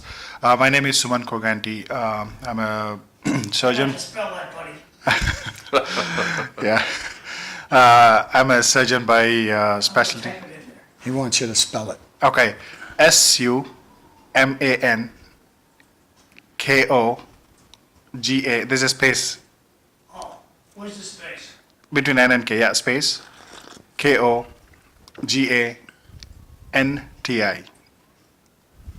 MD? Yeah, MD. Okay, well, what MA? Beautiful. Please continue. Yeah. So I'm a surgeon by specialty, by occupation. I trained in general surgery and I specialized in hepatobiliary and transplant surgery. Currently, I'm working at Tufts Medicine, Lowell General Hospital. I work at two hospitals. One is at Lowell General and Tufts. I'm part of this LASA community where we do these free medical clinics, basically to serve the poor and uninsured people in this Greater Lowell region. And we've been doing this for the past 2.5 years. And we are doing this again this year. This coming Saturday, we are organizing this. So I just gave the flyer to you. Everybody can register and then feel free to get their health issues checked out. All right, great. Now, why don't you introduce yourself too, my friend? Thank you. Hi, everyone. My name is Praveen McKenna. You're going to have to spell that for me, buddy. I didn't, okay, that's P-R-A, P as in, Oh, P. yeah, Peter, yeah, P-R-A-V-E-E-N, space McKenna, M-A-K-K-E-N-A. Thank you. Oh, go ahead. Okay, I work for a multinational company in the capacity of senior vice president located in Boston. But for today's context, so I'm the ex-board member of an organization called LASA Foundation. We are located in Lowell town, and this is a completely 100% voluntary organization. So LASA stands for Love All, Serve All. It's a foundation with a multi-faith organization dedicated to undertaking community service activities based on 5 universal human values, which are truth, nonviolence, love, peace, and right conduct. So this is 100% for the community and by the community. I'm very happy to be here and a pleasure to address any of the questions.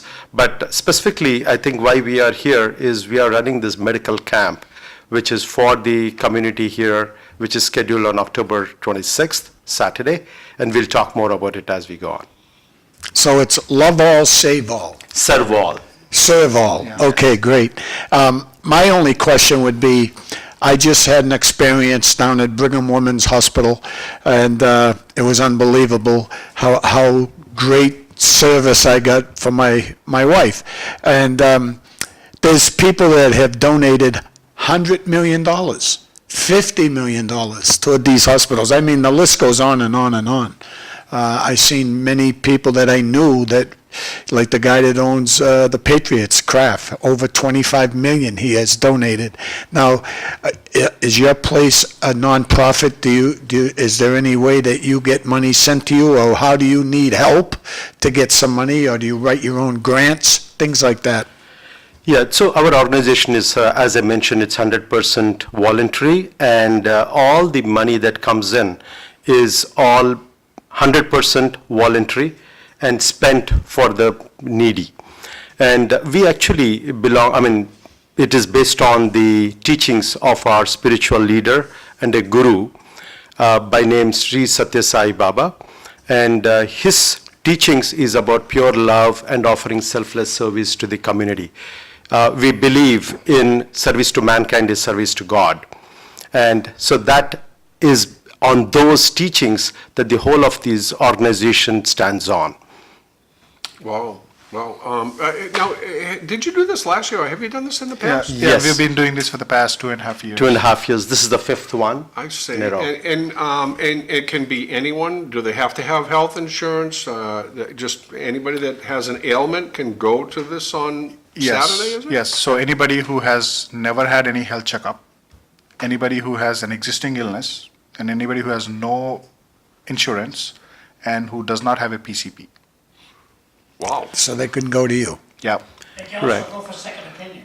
Correct. Yes, they can also go for the second opinion, but I think mainly the way to look at it is the people who are underprivileged, right, who Sure. cannot afford health care. Oh, sure. Right, so Yeah. they are the people, here is an opportunity for them to come, get the second opinion, as we rightly said, at the same time, also get some consultancy, right? There are so many programs that what we do under LASA, healthcare is one of them, in which we typically call it as a wellness being.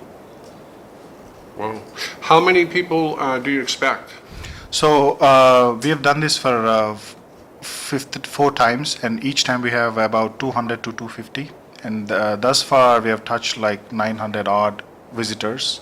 And we also have COVID and flu vaccinations on site. Oh, boy. Yeah. Wow. You're going to have a busy day. Yeah. Yeah, of course. So yeah, the clinic starts at 8:30 a.m. and it goes on till like late afternoon, like 2:30, 3 p.m. That's why, we encourage everyone to register. It makes our workflow easier. But, we do welcome walk-ins till 1:30 p.m. Wow. Now, you said you work at 2 hospitals, plus you do this job. Do you ever sleep? Huh? I do very good. No, so I Okay. think what this community believes in is that's the least that one could do to be able to be part of the community where we belong, and also look at the feeling of oneness. Like if today, when you are able to have some time to give to the community who is actually looking for help, and it could be mental health conditions, or it could be physical, or it could be something related to as small as getting some guidance, some tutoring, or between jobs, or they are looking at some help related to medication. And here is an organization, here is a volunteer who we can reach out to and seek help. Now, if you have insurance, can you go there? Even though I'm insured, would you need my insurance card? No, so we don't.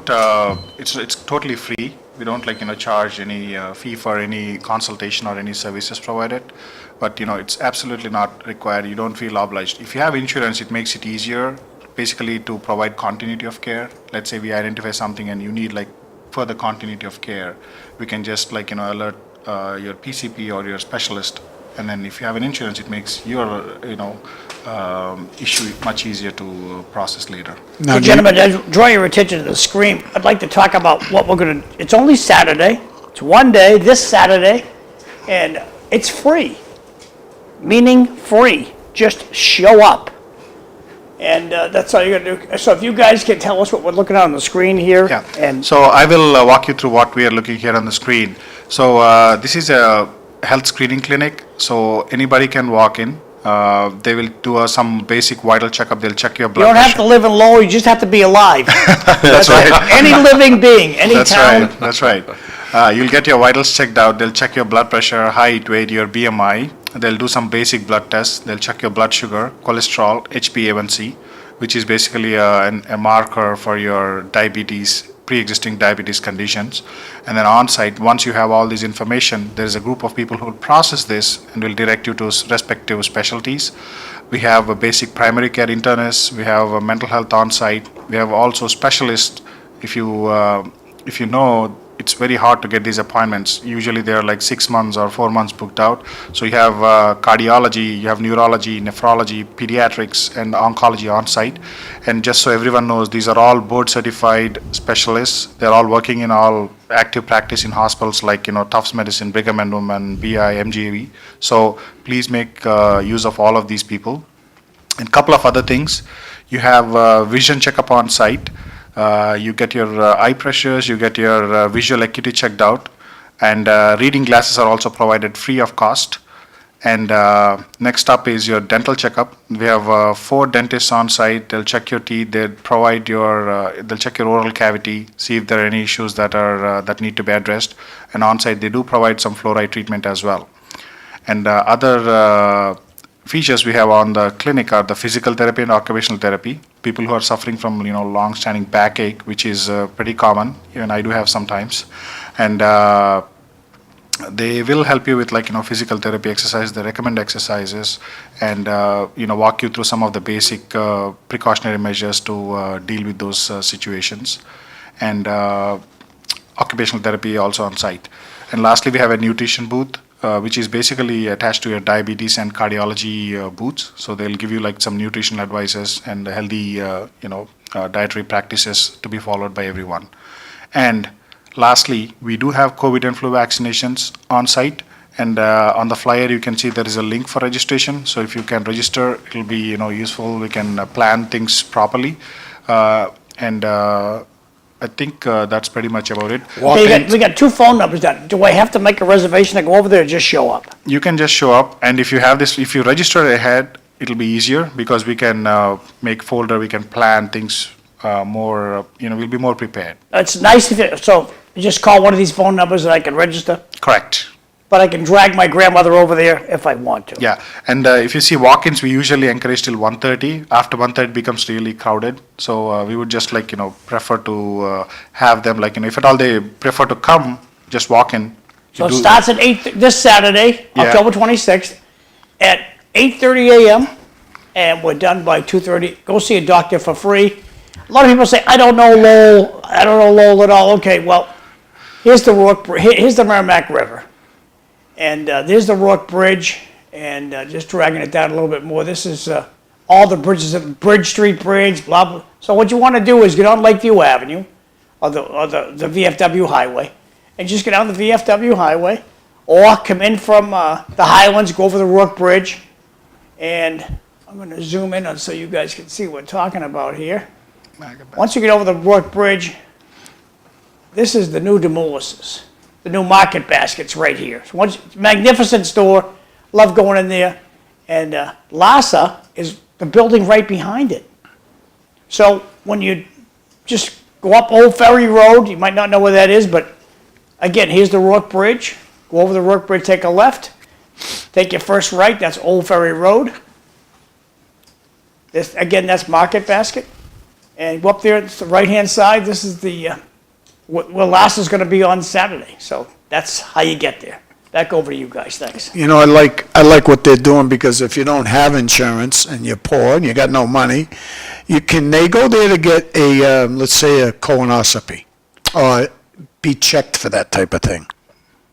Well, Bobby, Can they go to the that? thing I like Yes. about it is I'm just curious, because to me, that's what my father passed away from, and I think everybody should have a colonoscopy. I think it's the most important cancer check there is, to be honest with you. But they can go there if they have no money, and you guys can do some type of testing for them? Yes. So if somebody needs never had a colonoscopy and want to have a colonoscopy, they can check our site. We'll help we don't do colonoscopy on site, Right. but we'll help them obtain it as soon as possible. Well, the other thing that jumped off the page with me is that there's automatic registration for Mass Health. There are a lot of people that don't even realize that they're eligible for Mass Health, and that in itself can be a lifesaver. Yeah, A lot of people don't go to the doctors because they don't have insurance, and here you are, intaking Mass Health applicants, which I think is huge. So do you ever have anybody that shows up where somebody says, whoa, we got to get this person to the hospital? Do you ever have anybody that walk-ins like Yes, that? we did have so on your point, last spring clinic, we had 216 visitors, and of those, 45 patients we were able to get Mass Health on site. And then Yeah. the other question is about 25 patients, they had acute care issues, they needed to be seen in the hospital sooner.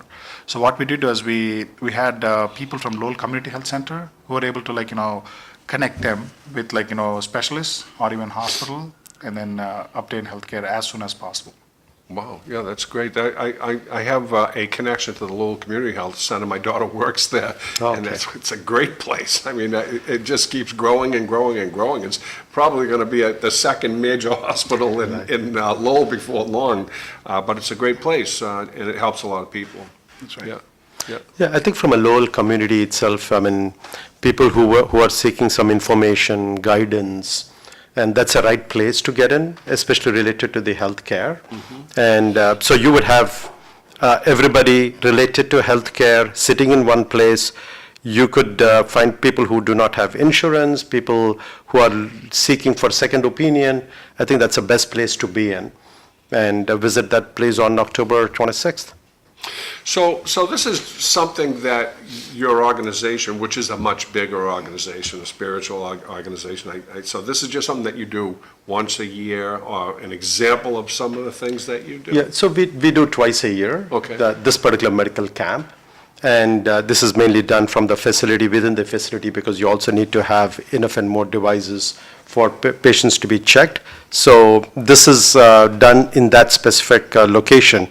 But otherwise, we do a lot of other service activities. Our organization has been here for over 40 plus years, doing several services, be it like a soup kitchen, to healthcare services, to blood drives, cloth drive.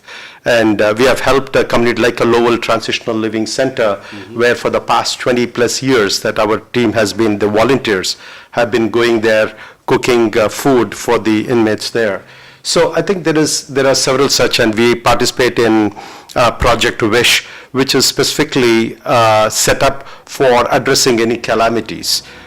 So it is a place where we partner with them to get, be it from a clothing perspective to the basic necessities for children. All of that is where we help people in times of the need. So how about the mental health issue? Is that seem to be an issue that's rising every year? Or do you see an increase in that? Because I think someone with mental health issues wouldn't know to watch this show or to get to you guys, you know? So people that are watching, if they have someone that has a mental health issue, they could just bring them to this clinic, correct? Correct. All right, good. And we have seen actually a rise in the number of visitors who wanted like mental health services on site, to your point. And I think, the need is increasing.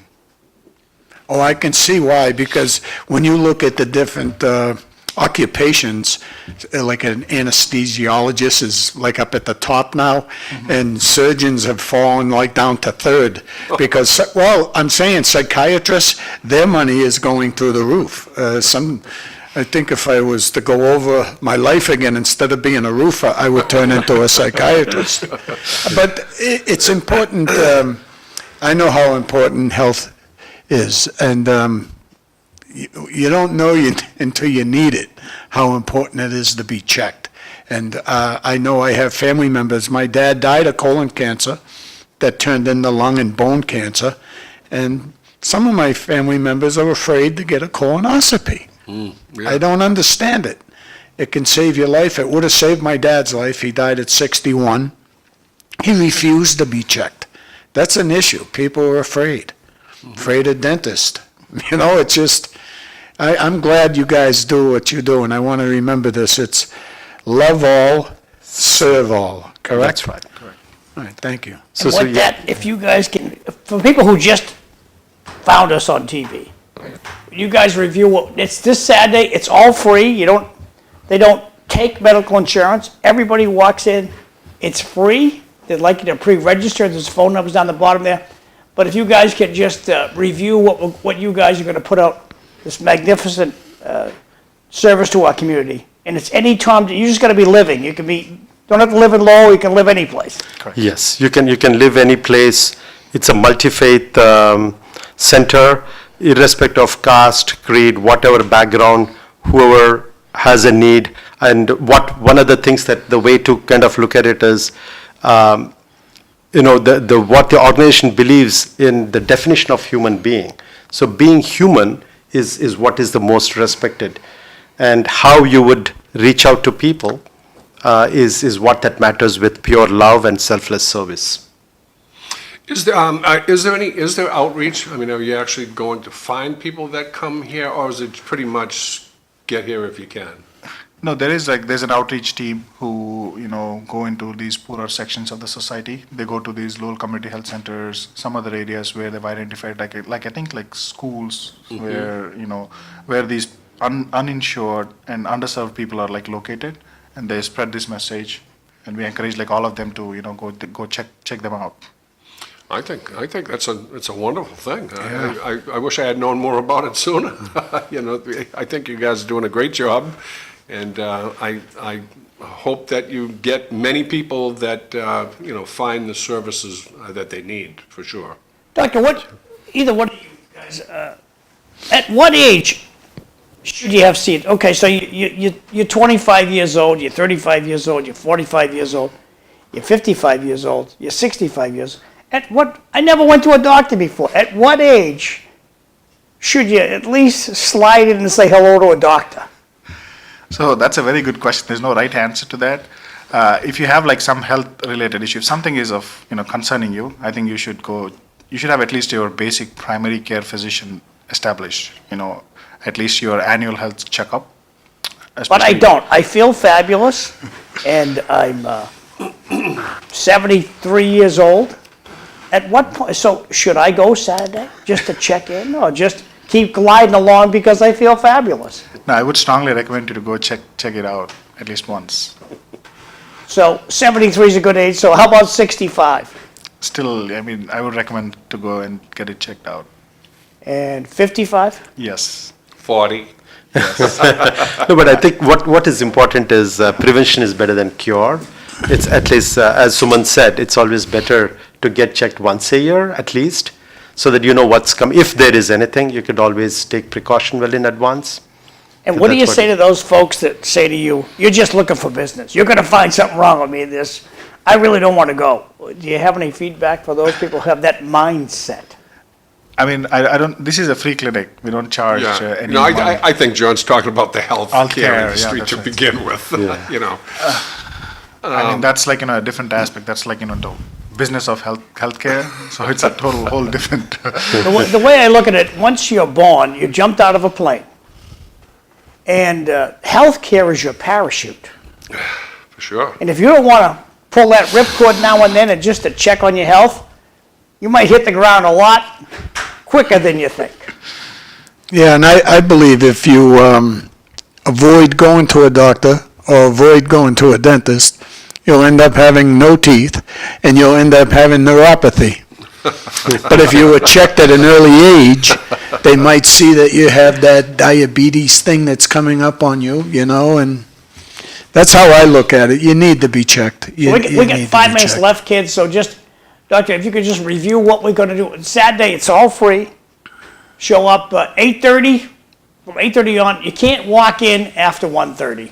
So 8:30 to noontime, you can just walk in, just show up, and whatever you think might help you out there. So when I walk in on Saturday, I'll be greeted by somebody. Can you walk me through the process, what I might see on Saturday morning when I get there at So yeah, 10 o'clock? once you enter the building, you have a registration team where they'll check you in. They'll give you a folder with few forms. These forms are basically for us to enter your height, weight, your blood pressure, your lab values, and all that. And after that, you'll have some other stations, all the specialties that were mentioned there. And once you go there, they will, do the examination. They will write all the pertinent findings, and they'll, any specific recommendations to be followed. They'll give you all that. And subsequent to that, if you need eye checkup, you'll go to the eye clinic where they do your vision testing. And if you need eyeglasses, they'll provide you with that. And after that, they'll flow through the dental team where, they'll check your teeth. And if you need any fluoride treatment or any of that, they'll provide that. And after that, they'll check out. And as I was talking before, if you need any mass health or any primary care physician setup, there is a team on site that will help you with that. This is basically provided by our local community health center. So please do make avail of those services as well. And just to add to that, we also have interpreters who have any issues speaking in Oh, English. so if I speak Cambodian, there'll be somebody to help me There'll be out? somebody to help you. We have interpreters there. Spanish? We have Spanish, Portuguese, Khmer, French, Arabic. Arabic too, that's Yeah, cool. Yeah. Wow. My dentist is Dr. Patel, and my diabetes is Dr. Patel. Well, that's So easy to that remember is- for you. Which Patel? I just go by the, Healthy Teeth down here at Gorham and Moore, across from your favorite furniture place. Yep. Mario's, the guy's the best. I went to Tufts, I went everywhere, it was 2,000, I go to the other 2,500. Patel, Sachin Patel. I go. Okay, yeah. Good Oh, he's guy. gonna be there Now, outside. do you Yeah. get any Tell him I help, said hello, he's a good guy. do you get any help or assistance sending you clients from the Lowell General Hospital? So yeah, Lowell General Hospital has been graciously helping us with some of the supplies needed for the clinic. Okay. So some of the nurses from the endocrine center, they'll come and help us with the HbA1c and the cholesterol checks. The language interpreter services are provided by the Lowell General Hospital. And even some of the physicians who are on site are from Lowell General Hospital, including myself. Sounds good. Now, listen, because this is important to me. I need an eye exam, okay? I'm fully insured. But if I go to your place to get an eye exam and I need glasses, they'll give me glasses for nothing? Correct.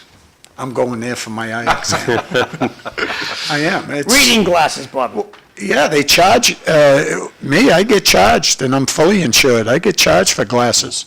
If I'm gonna get them free, I'm gonna go over there, let them take care of me. And when you Are you die, taking your electric bike or are you gonna take the car? I'll take, the old hearse, John. I'll take the old hearse, buddy. But no, I'm glad you're doing what you're doing, because there's a lot of people that need this. There's a lot of people that need it, so Right. good for you guys. You got 60 seconds, guys.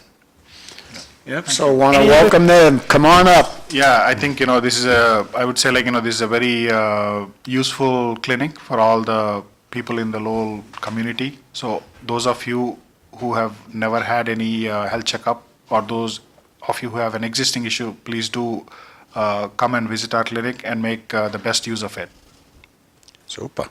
Yep, it's absolutely free, just to insist. So once you get to the facility, there are people to help you and guide you through the process. You don't have to worry about it. And again, just so you know where the place is, Saturday morning, anytime from 8:30 till 1:30, you can just walk into this place. This is the Rourke Bridge in Lowell. And we'll zoom in on this guy. Here's the new Demoulas's.